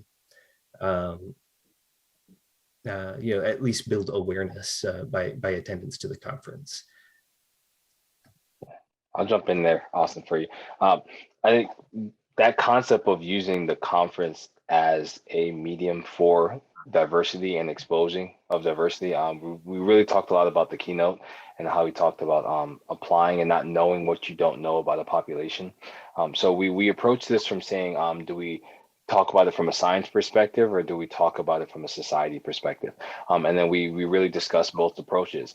From a science approach, Austin was mentioning from the numbers, right? How do we report this in our actual science?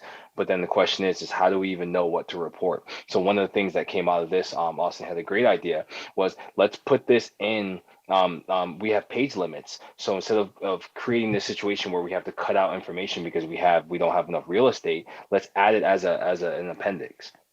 Right, give us an opportunity, like a reference section, to add and tell us a little bit more about who the participants were that we were involved in. And then we really started talking about this opportunity of like, okay, well, how do we filter information going in? So that's when we're visiting these individuals or visiting these places, we have to really determine which place we're going to commit our time to, right? Do we go hybrid to this place where we can stay at our own location, or do we go physically to this place?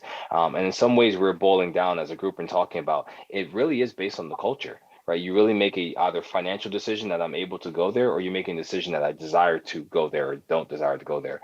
So we think that maybe there could be an opportunity for each chair for every time we go to another location to give us a presentation about their own culture, right? Give us a crash course in what to do when we come to your country. And this should be done very, very early in the conference process. So therefore we can actually enjoy the process, learn from it, and incorporate this into our science as we move forward. So I'll pause there, and I'll transition over to the last thing that we talked about is, what do we do next, right? Do we create guidelines? Do we create rules or do we create situations? So we're really trying to understand which one of these things will be a way to incentivize people to do this thing, moving towards being diverse and transparent, or do we create this rigid wall that causes people to say, well, I'm going to abide or not abide by? And we don't think that diversity should go in that direction of choosing to do one versus the other.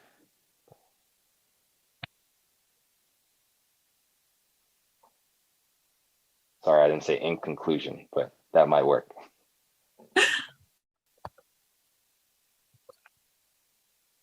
Hey, I mean, I really love everything you're talking about. The idea of having the chairs that are hosting it do kind of like a crash course intro to their culture and country before we get there is really interesting. I think that's a really good idea because I think it's easy to come to the conference venue and never leave the hotel just because you're so busy talking to people and then you get tired. And so I think it's a wonderful opportunity. I am going to pass it over to, we're going to play round robin with the mic, I assume, to the in-person squad. I don't know who wants it first. Okay, we're gonna go with Lee first. Yeah, so it's interesting. We talked a lot of issues, particularly issues about ISMAR and about other ways we could do this. For example, we talked about how difficulty in just collecting demographic data. Oh, hey, cool. Demographic data willy-nilly might not get past IRB. Like, why are you collecting this data? Maybe if ISMAR had some sort of like mandatory reporting of our participant data sets and their demographics, we could have reasons to say this is why we are collecting this demographic data, to make sure that we are well-rounded, and then we have to report it to ISMAR. And we talked about avatars and representations of self, and as well as phobias of those perceiving those avatars. Like, what if I have a phobia of pink elephants, as Dr. Patrick brought up? Should I be forced to see pink elephants in virtual reality or augmented reality? As well as what rules could we suggest, guidelines should we suggest for these coming technologies? Sort of an example of maybe a way of solving this is like having houses, public house versus private house rules. We also thought of ways ISMAR could emphasize different backgrounds, what public data should be shared in these situations.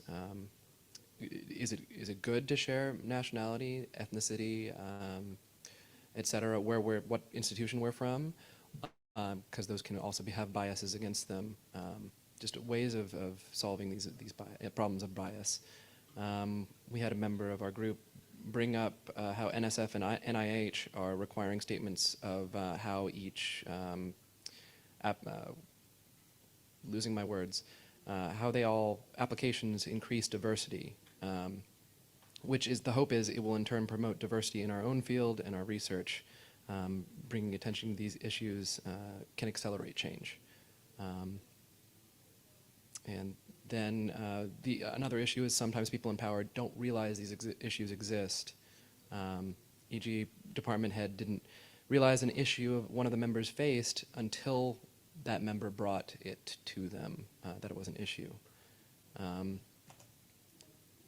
One of us suggested that we try to get our sponsoring companies to donate technology to underrepresented places, such as like Microsoft donating HoloLens to underrepresented universities, et cetera. Does anyone else in the group think I missed something? Just mentioning that the original idea was to get different people, different universities together so that we can conduct usability studies among different cultures and time zones. So the idea of sharing resources, not just for the companies to share the hardware, but being able to share usability studies and also solve the problem with the replicability, because we can try the same usability study in other nations and see if it has some kind of problem that then we can try to solve and make it replicable across the entire world. And there was one last issue that we came up with that I think I should bring up is there's no consistency with ISMAR leadership.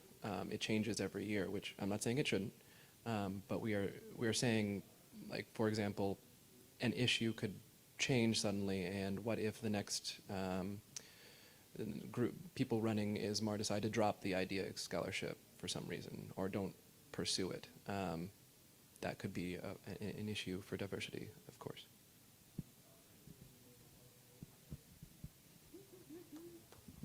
Thank you to everybody who is willing to speak in front of the group. I really appreciate it. I'm going to move over to, I guess, closing. Like I said, closing can be pretty boring, so I will be brief. I really want to thank you all for being here.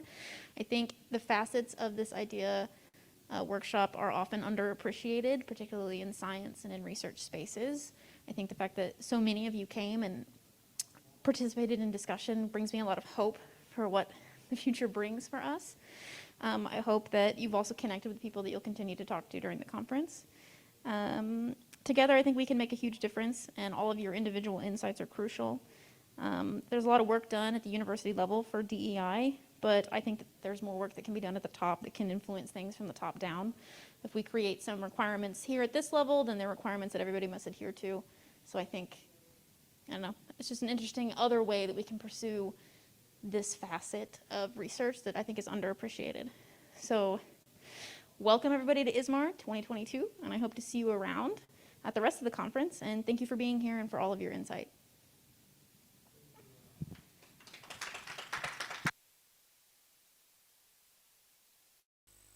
Oh, sorry. Okay, the time to start the workshop. So thank you for attending this. So our workshop. So today's our workshop is title is this International Workshop on the Comfort Intelligence with AR. So for autonomous vehicle. So 2022. So actually, this workshop is the second time. So first workshop is held in this 2018. So in Munich. So and today the program is available in the this site. Then that's the program. So detail of the presentation and information is updated in this site. The pre-check in this site. So okay, so before this presentation, we introduced this workshop and the background of this workshop. So, organizer is, I'm sorry, my name is Masayuki Kambarata from the Nara Institute of Science and Technology. So, I'm one of the organizers. And the other organizer is Itaru Kitahara from Tsukuba University.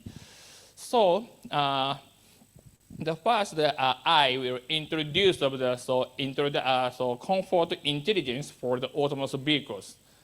So as you know, so recently the autonomous vehicle is has many researchers and the company is developed the autonomous vehicles.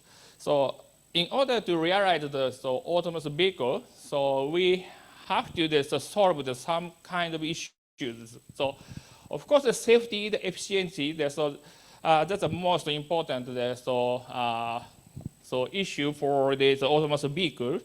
So and we proposed one more issue about the comfort of the passengers, the passengers' comfort. So finally, we want to realize the comfort, the environment, autonomous vehicle environment like this. The user can ride in with the safety and the comfortness. So.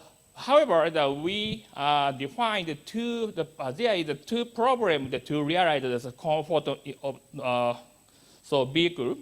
So the first, okay, so just a moment. I have to indicate the points. Okay, so there is two problems for the autonomous vehicle. So firstly, so about in the psychological mental issue. So of course, please imagine that. So please get the autonomous vehicles at the first time. So many people feel the anxiety from this reliability of the autonomous vehicle, or the when autonomous vehicle as behavior of the autonomous vehicle is different from the behavior that you want to. So in that case, the passengers feel the anxiety. So that is a mental, psychological issue. So however, human get used to it. So day by day, that's gradually. Gradually. So after that, the user have a time. So user is free. So at that case, that is some problem. So one is most big problem is the motion sickness. So just a moment. So as you know, usually the driver cannot get the motion sickness. So however, passenger sometimes some passenger get the motion sickness. So if all this vehicle become more widespread,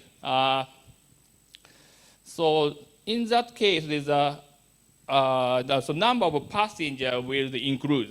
So I think this passenger with motion sickness, car sickness, increase. Okay, so and one more thing about this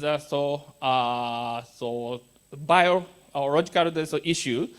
So as you know, many researchers try to develop this widescreen AR display for the autonomous vehicles. So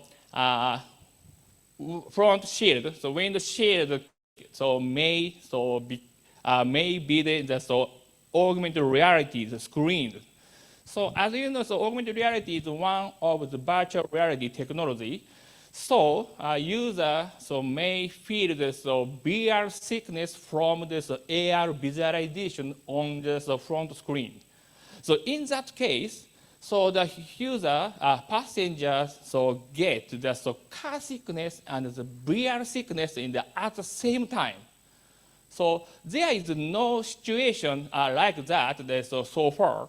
So we have to consider that the motion sickness in this new environment, like inside of the autonomous vehicles. Okay.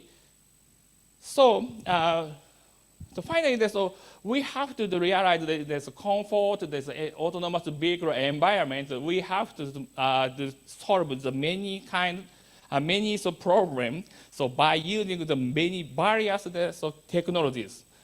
So today, we conducting the workshop, and there is 3 sessions and there's 5 speakers.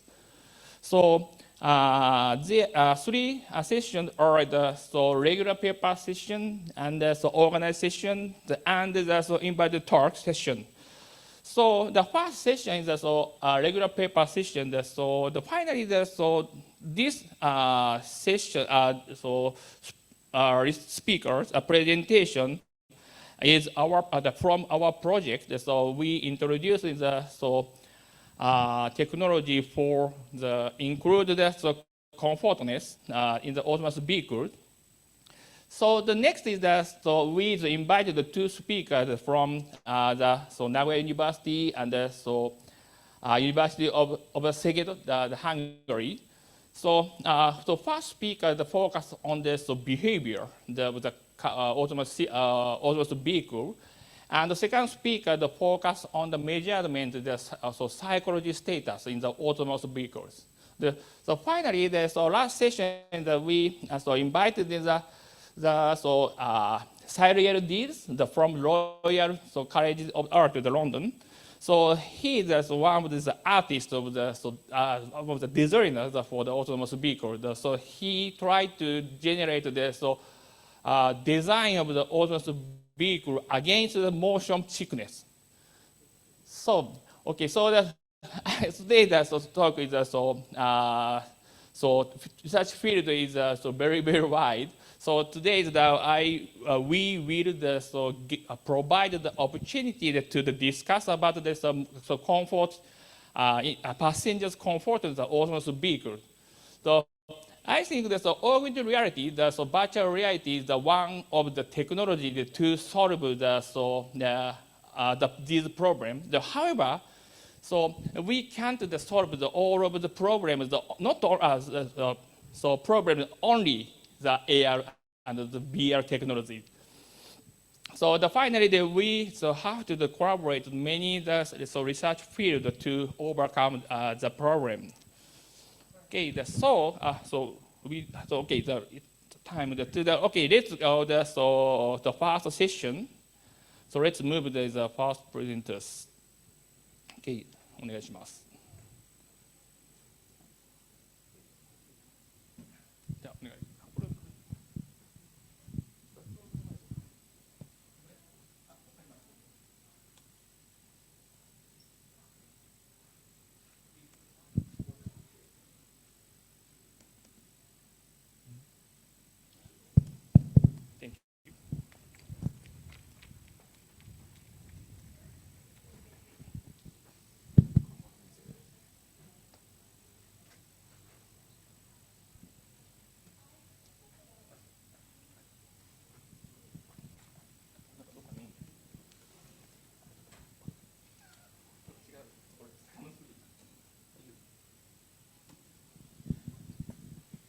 So, okay, so let's start the first session as a regular paper session. And in this session, we have two regular papers from our research group. The first one is video generation and consistency involving promotion to passengers in autonomous vehicle. The presentation is given by Kazuki Shimada. So please start if you are ready. You have 20 minutes for presentation, and after that, we are going to have a question and answer time in 5 minutes. Hello everyone, my name is Kazuki Shimada and I'm a student at the University of Tsukuba in Japan. Today I would like to present my research titled Video Generation Unconsciously Evoking Promotion to Passengers in Automated Vehicles.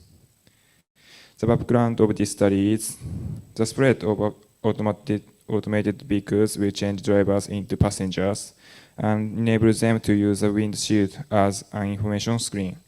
This creates a situation in which the passenger is not driving. It's not driving themselves and not paying attention to the road conditions. Therefore,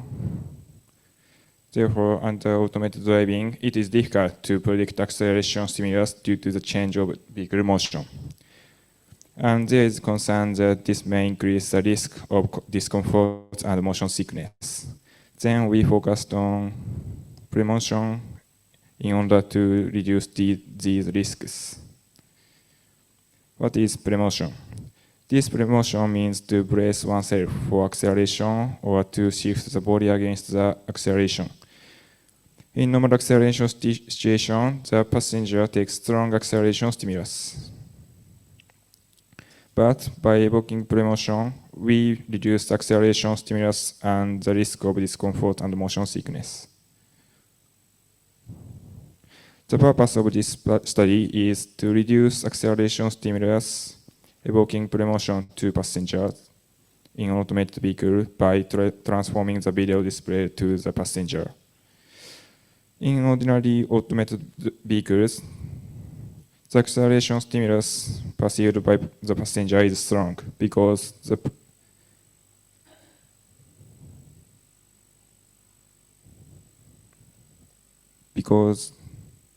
predicting the vehicle motion is difficult.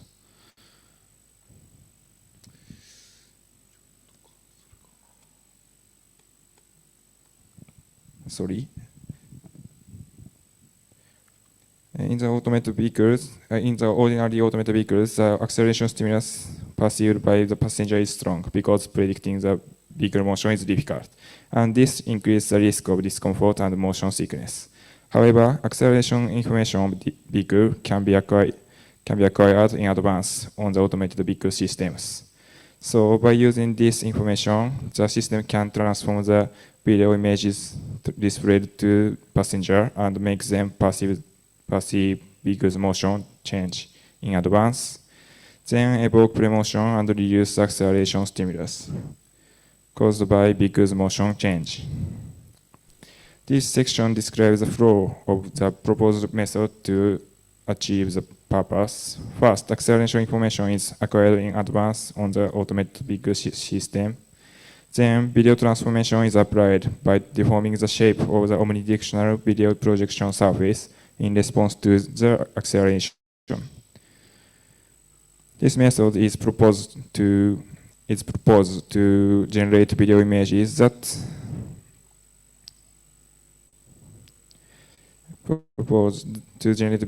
that makes passengers perceive acceleration before vehicle's motion changes, and to evoke premotion by displaying these video images to the passenger. The following is a detailed description of each process. The first is the acquisition of acceleration information before vehicle's motion changes. In automated vehicles, the driving system knows the vehicle's behavior in the near future.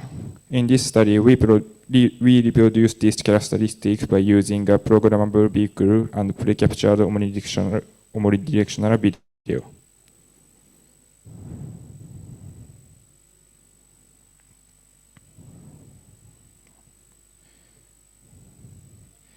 Specifically, the vehicle is programmed to perform the same motion when the video is captured and when the passenger is on board.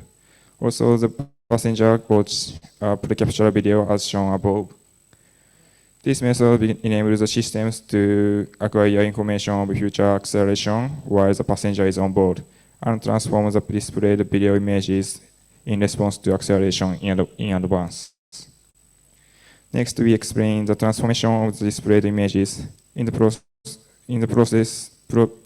method, the omnidirectional video projection surface is deformed as a way to transform the video in response to acceleration.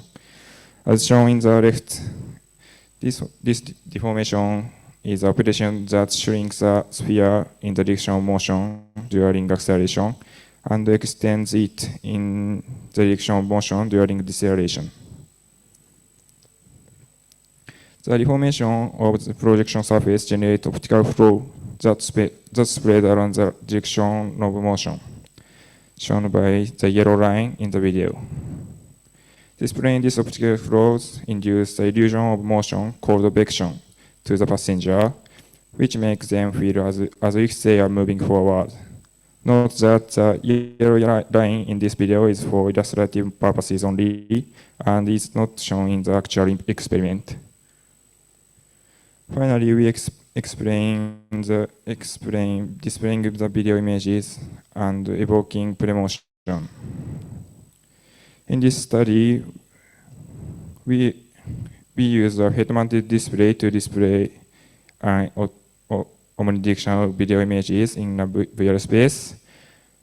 By displaying video generated above proposed method, the passenger perceives acceleration before actually vehicle's motion changes. Then premotion is evoked and reduces acceleration stimulus.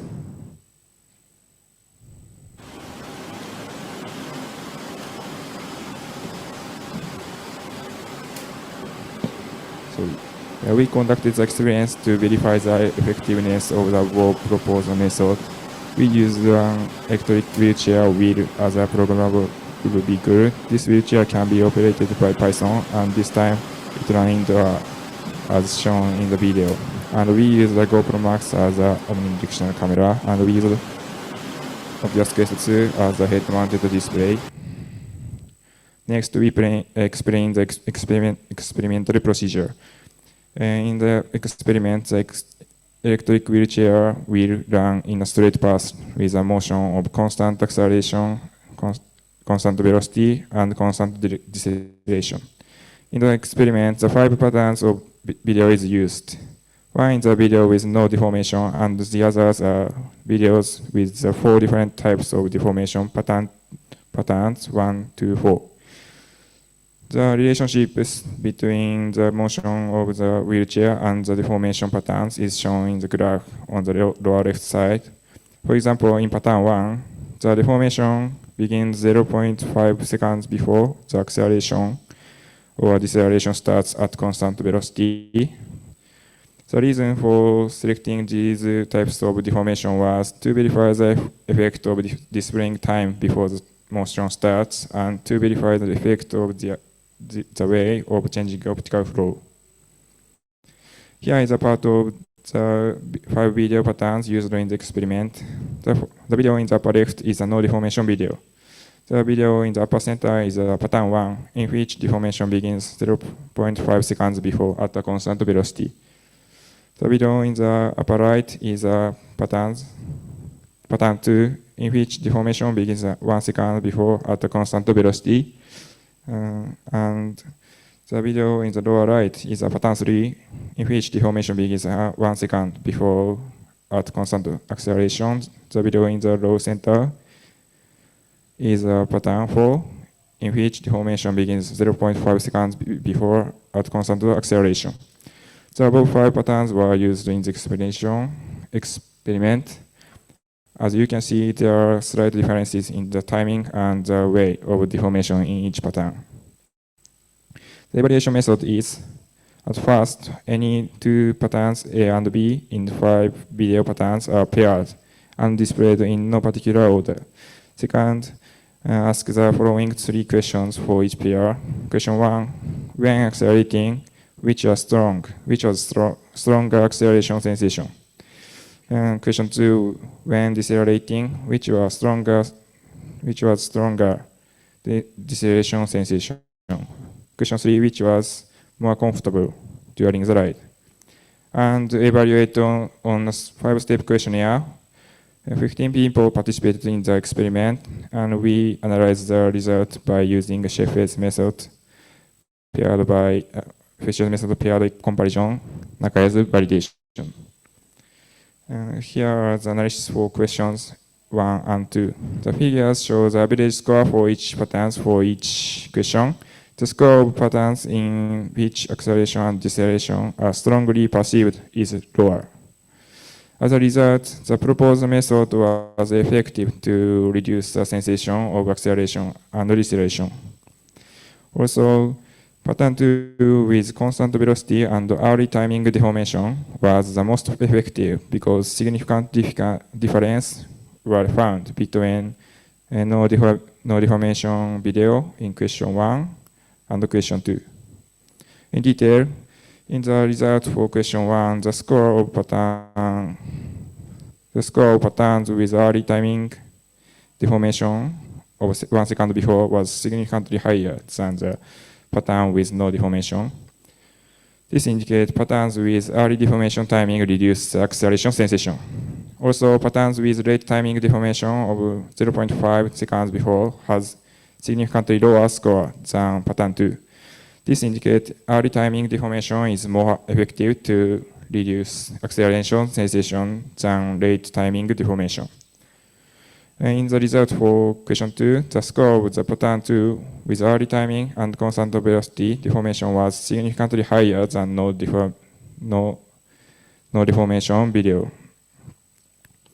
This indicates early timing video transformation reduce deceleration sensation. Here is the analysis for question 3. The figure shows the average score for each pattern of comfort, and no significant difference was found between any of the patterns for comfort. However, no deformation patterns and pattern 2 shows a slightly higher comfort level in the numerical values. The reasons for the no comfort improvement even in the pattern in which the acceleration and deceleration sensation were reduced may be due to the short boarding time and the unstable electric wheelchair ride. Therefore, further experiments are needed to verify the results in conditions closer to automated vehicles in terms of riding time and running environment. Therefore, we conducted an experiment using a real car simulator to validate the experiment conducted using the electric wheelchair. This simulator is called XR Mobility Platform, which is owned by Nara Institute of Science and Technology, and is able to perform automated driving using software for automatic driving system, AutoWare. The participant was seated in the rear seat, and the experimenter sat in the front seat and operated the AutoWare. I show automated driving in the experiment. The experiment was conducted at the Keihanna Open Innovation Center in Kyoto, Japan. As shown in the video, the vehicle runs about 100 meter straight path in the order of acceleration, constant velocity, and deceleration. Then we ask about the sensation of acceleration and deceleration and comfort. Here is experiment overview. In the experiment, participants in the vehicle wear a head-mounted display and observe videos captured in advance by onboard camera attached to the window shield. The vehicle was controlled to run in the same ways as when the video is captured. Next, we explain the experimental procedure. The vehicle ran in a straight path at the speed shown in this graph. In the experiment, 3 videos were used. One is the video with no deformation, and the others are the videos of pattern 2 and pattern 3 with early deformation timing, which were effective in reducing acceleration stimulus in the experiment using the electric wheelchair. The evaluation method is, firstly, any 2 patterns, A and B of the 3 patterns are paired like this, and displayed in no particular order. For example, pair 1 has 2 videos of no deformation and pattern 2. Secondly, ask the following 3 questions for each pair. When accelerating, which was weaker? When decelerating, which was weaker? Which was more comfortable during the ride? And evaluate on a 5-step questionnaire. 8 people participated in the experiment, and we analyze the results by using Sheffield's method paired comparison, Nakaya's validation. Here are the analysis for the experiment. The results for questionnaire are graphed for each pair. Each of the 8 bars represent 8 participants. If the former pattern in parentheses, for example 0, it's perceived as weaker, the value is negative. And if the latter, for example 2, pattern 2, is perceived as weaker, the value is positive. As a result, no significant difference was found between any of the patterns for questions. The hypothesis in our research is that the user perceives a weaker sensation of acceleration and deceleration in pattern 2 and pattern 3 than no deformation pattern. So we expected the graphs to have more significant positive value in pair 1 and pair 2. Since there was a significant difference in experience using electric wheelchair, it was assumed that there was some cause for the change of results. So we reviewed the responses and found that there was a bias in the responses based on the order of experience. This is a graph based only on the order of displaying video, without considering the pair or type of patterns. The horizontal axis is a participant number, and the vertical axis is a questionnaire score. The score is negative if the pattern experienced the first is weak or comfort,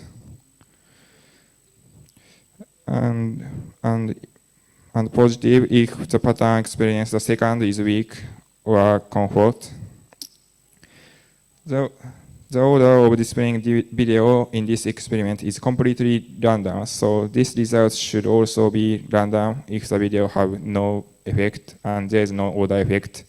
However, as the graph shows, Many participants clearly perceived that acceleration of first one was weak. This is suggesting that the existence of an order effect.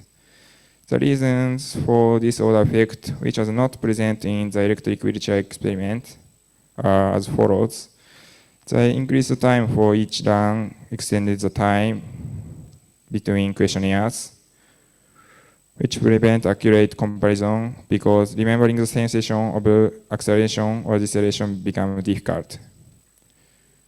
However, the graph shows a positive correlation between weak sensation of acceleration and comfort. So I think it can be said that a reduction of acceleration sensation leads to an improvement of comfort. Here is a summary. The purpose of this study is evoking premotion to passengers in automated vehicles by transforming the displaying video to reduce acceleration stimulus. The result is, in the experiment using an electric wheelchair, video transformation reduced sensation of acceleration. However, there is no significant difference in the experiment using real car. So we need to reconsider experiment procedure and evaluation methods. That's all. Thank you. Thank you very much. So let's move to the question and answer time. So if you have any question, please raise your hand.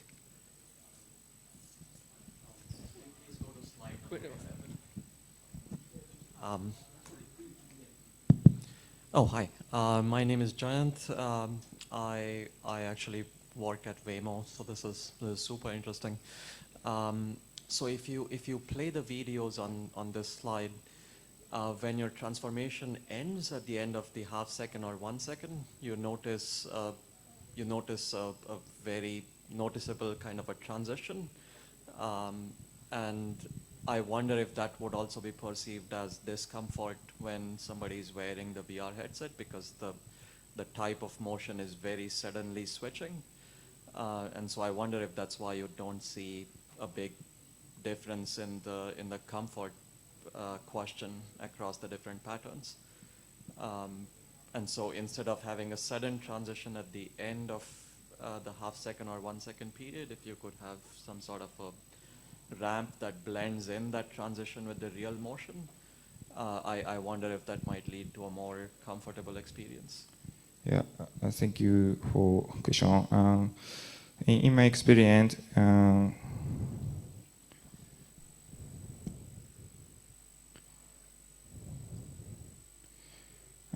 when accelerating shrinks sphere.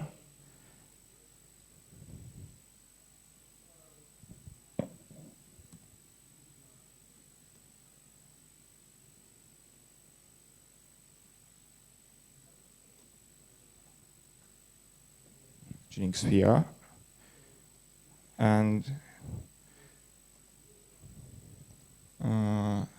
after that, vehicle move constant velocity, and when at the time this sphere is remain shrinking, not. Yes, not come back. And when accelerating, sphere shrinks, and when constant velocity stay, and when deceleration, sphere come back. So images passenger observe.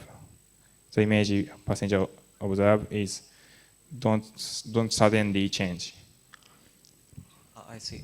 Could you go back to slide number 11? Yeah. Because I was observing the different videos, and so if you see the no deformation video, there is no sudden break in that. But if you look at the rest of them, I don't know if you're able to. Yeah. So you see in all of the rest of them, there is kind of this point where the motion seems to change, and that's sort of what I was pointing to.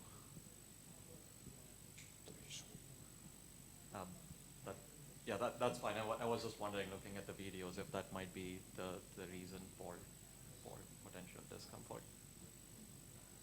That's fine. We can talk offline later. I don't want to take up all the time. Thank you. Sorry, my bad English skill. Thank you for. Thank you very much. If you have one more questions, okay.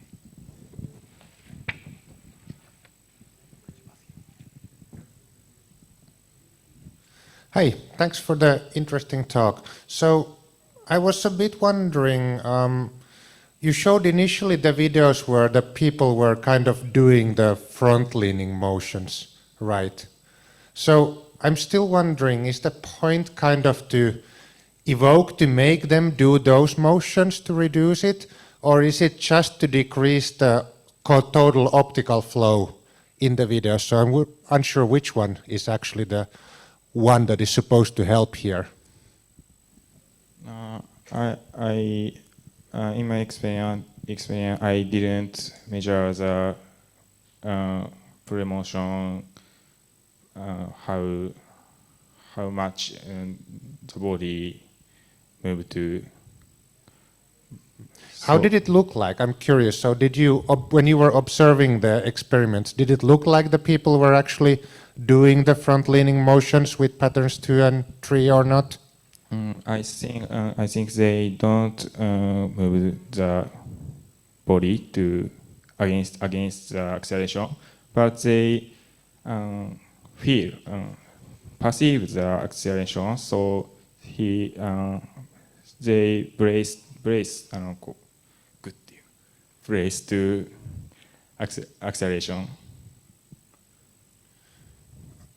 And did you try to measure the total optical flow? So is there any less perceived optical flow maybe in patterns 2 and 3?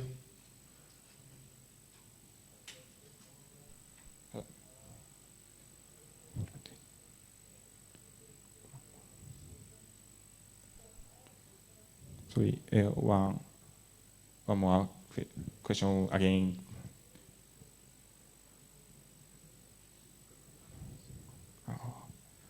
I calculate the optical flows amount, but actually, in fact, constant velocity when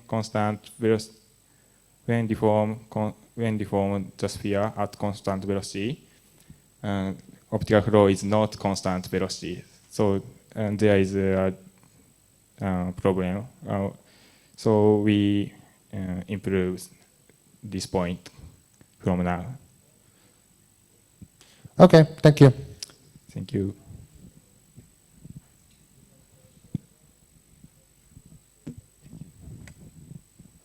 Thank you very much. I'm sorry, it's almost time's up. So let's move to the next presentation. Thank you very much.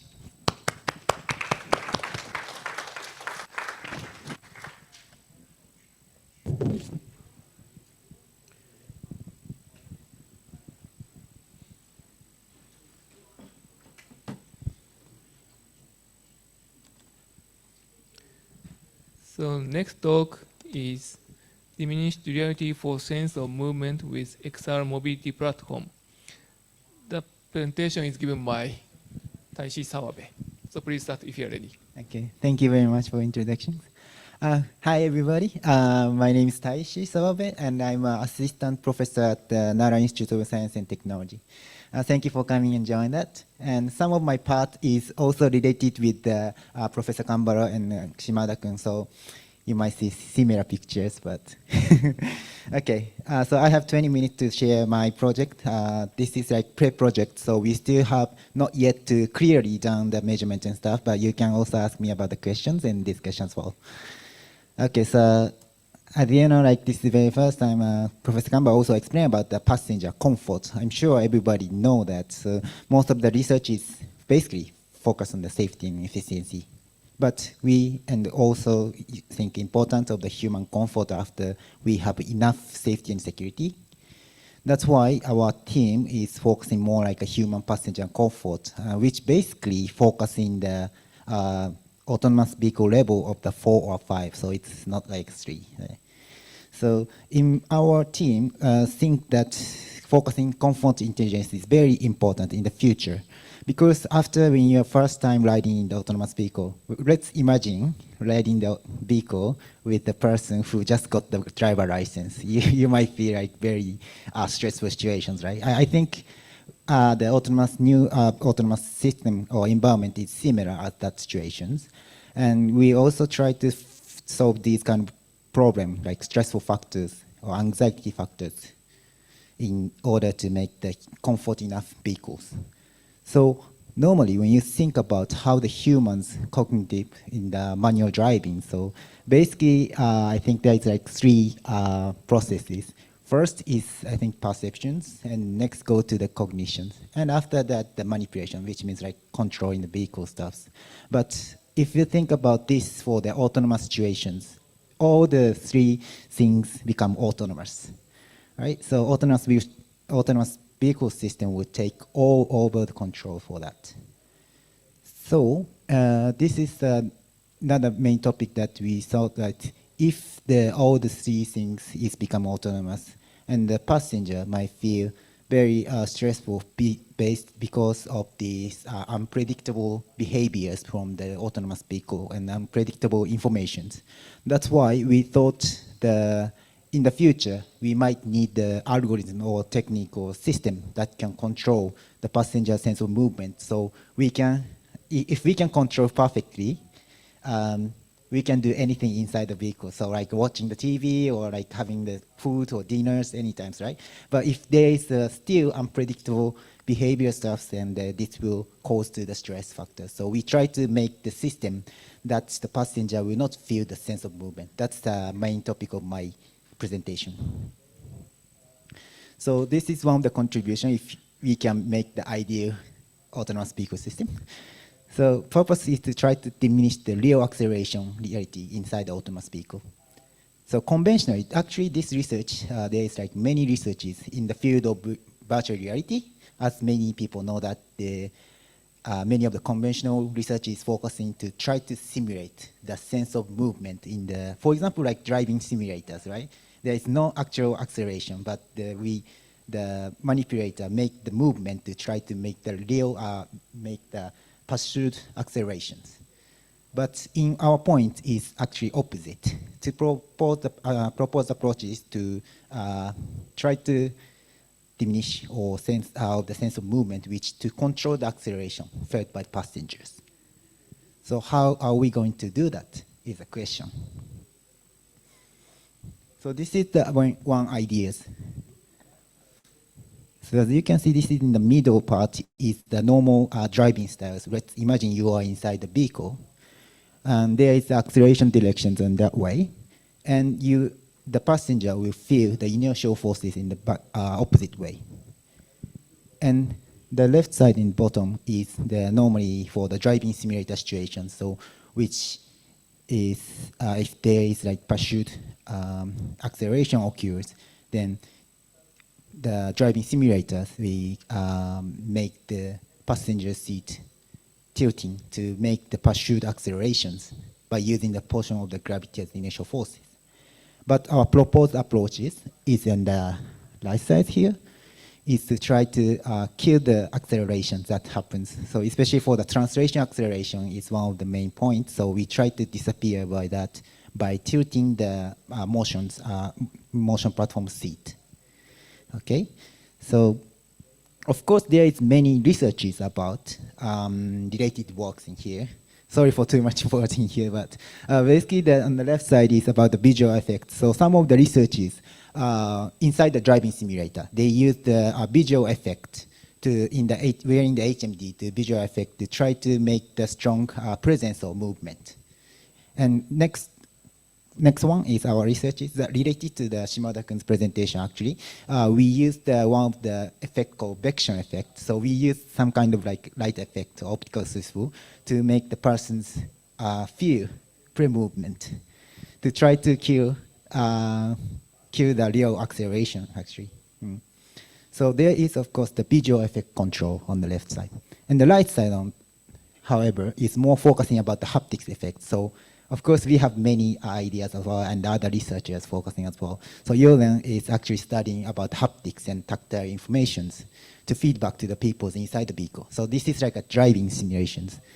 Yeah, but this study was only conducted with the, of course, driving simulators to investigate the effect of haptic feedback. And there is like positive result as well. And also Udahara et al. Investigate haptic feedback for controlling the lateral and longitudinal motions of autonomous vehicles. They actually use the real autonomous vehicle. But they created only 2 types of driver vehicle interfaces. And they only control the haptics interfaces for the actual real feedback. So advanced, but these research is mainly focusing to advance notification of the hazard, not for the comfort yet. So they just want to focus more like a safety and efficiency. And that's why we try to use this in order to diminish the reality. We use this XR mobility system platform that we developed. There is like 3 main functions. One is the real autonomous vehicle. So the vehicle system is based on the open source software called Autoware AI. So it can control the acceleration, braking, steering control by automated, and it can generate with the load system as well. And second one, important function is this XR mobility platform system can generate VR and AR information display, both of them. So this has like a cylinder type of display, or maybe this system can also wear the HMD VR or AR HMD to collaborate with the information, share information. And third part is about the motion platform seat. Actually, this motion platform seat will generate or control the person's haptic feedback as well. So this seat can be controlled and adjust with a specific angle to 0 to 150 millimeters. And this is a bit of movie. I hope it's working. I don't know. This is similar as the Shimada-kun's presentation, but okay, it's not working. I don't know. Okay, so basically, so this shows with the real autonomous vehicle things without person is handling, controlling, and the passenger also can, it's moving. Okay, good. So a passenger can actually see the visual effect with the video see-through images, and also with, okay, one by one, I have to click the. And then the bottom part is talking about the visual and haptics. So our idea is using visual effect and the haptics effect to control the passenger inside the vehicle to try to not to feel the real accelerations. Yeah. So in order to do that, first we try to test the motion platform seat that we generated. So as you can see, there's like 2 red color parts. That is like actuators, is up and down. So by controlling these 2 actuators, we can control we can tilt the seat. So relationship between the position of 2 actuators is shown in the left side graph. And there is the number 0 and 1. Actuator 0 represent the left, and the actuators 1 represent the right. So, and this will start with the 0 to 150 millimeters. And by controlling that, we can tilt the angle with the specific angles. And from here, I am going to explain about the experiment, very mini short experiment. So the purpose is to try to diminish or not feel the sense of movement by the passengers. And around 300 millimeter up to 20 kilometer per hour. And this run is only for about 2 minutes. So this one shows the top view of the vehicle trajectory. So we start with the starting position to go straight, and there is a turning curve, and back in here and turning curve here. And this is the same with the inside the XR mobility platform. And by controlling the visual and haptics, we prepare 4 different conditions. I will explain it later. So there's like A to B, more details in later. And so inside the vehicle, there is passengers wearing the HMD. Actually, this is the VR HMD. And as you can see, that when the vehicle is turning and the actually the motion platform is also turning on that. And there is the visual inside the VR HMD. So what is the conditions we compared? So this is actually, the left side is showing the picture of the passengers. As you might notice that this passenger is wearing the different HMD, right? So before we try to do the experiment, we used the Oculus Quest 2. However, inside the Oculus Quest, there is like gyro sensor inside, and this will cause to the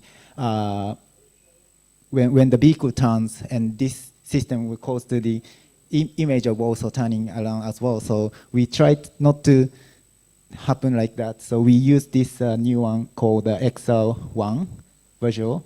Is more expensive, but it can control the gyro sensor as well. So what we want to do in this 4 condition is, for example, A means this is like no seat tilting, which means no motion platform controlling, but the passenger can see the visual information which will record, which have already recorded by the 360 movies by using the Insta360.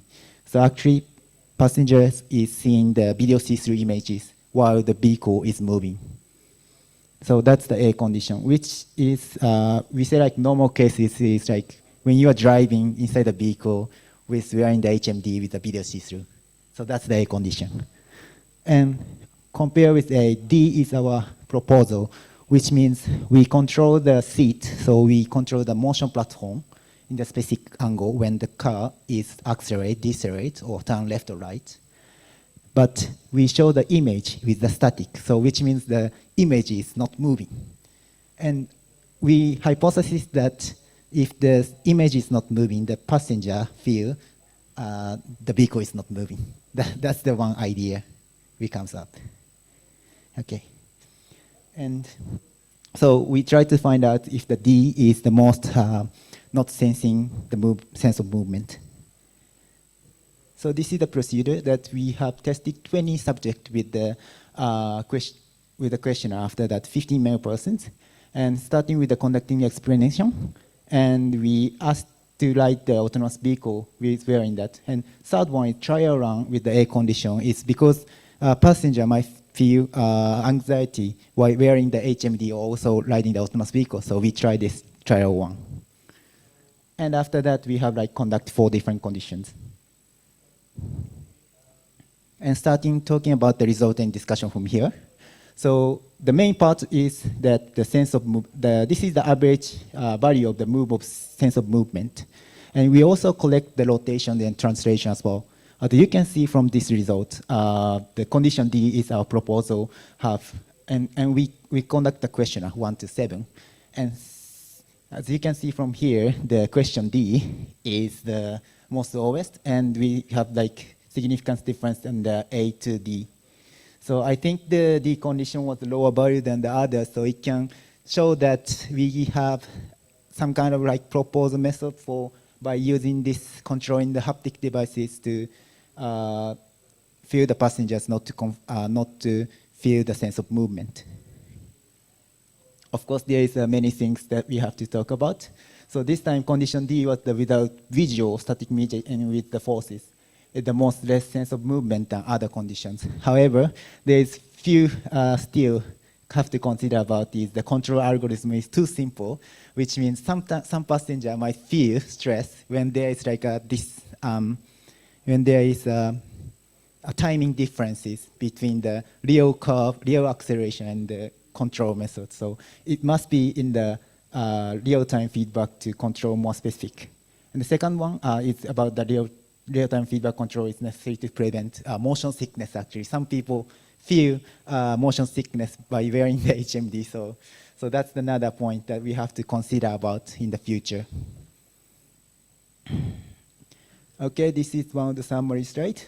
So what we conduct in this experiment is try to diminish or try to not to feel the sense of movement by passenger inside the real autonomous vehicle situations, because this will be the one of the main factors to make the uncomfortable or anxiety situations. So in the future, we try to make this the if the passenger will not feel any kind of sense of movement, then we can do many things, more interesting things about inside autonomous vehicle. So we try to conduct, we have done the experiment for comparing the 4 different conditions. And by using this visual effect and also controlling the haptic devices motion platform to present this will show the less sense of movement. So that's end of my presentation. And it's a little bit first. Okay, thank you very much. Thank you. So let's move to the Q&A time. So if you have any questions, please raise your hand.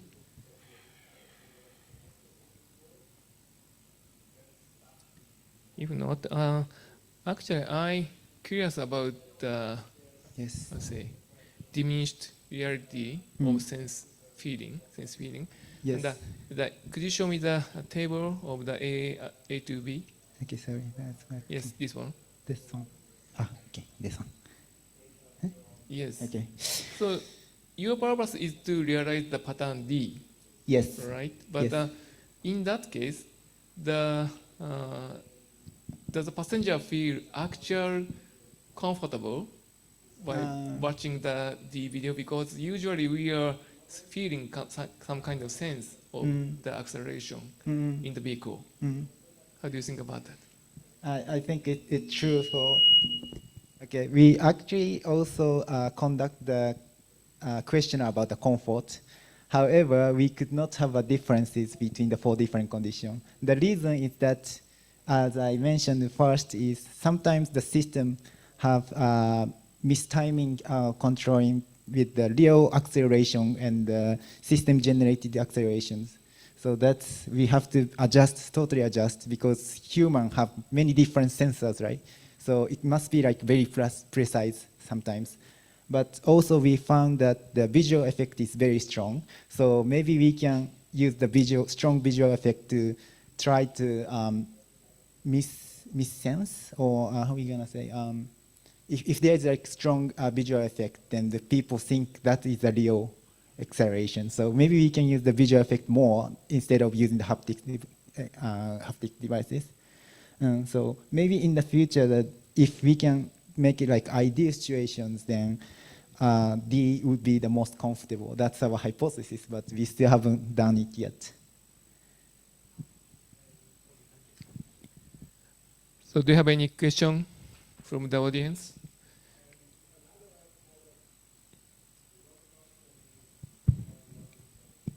No?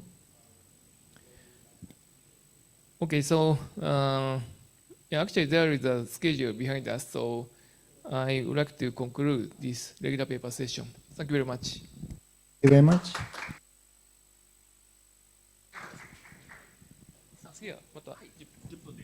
So we will start again this workshop about 2:10 as scheduled in the program. Thank you very much. Please have a coffee time.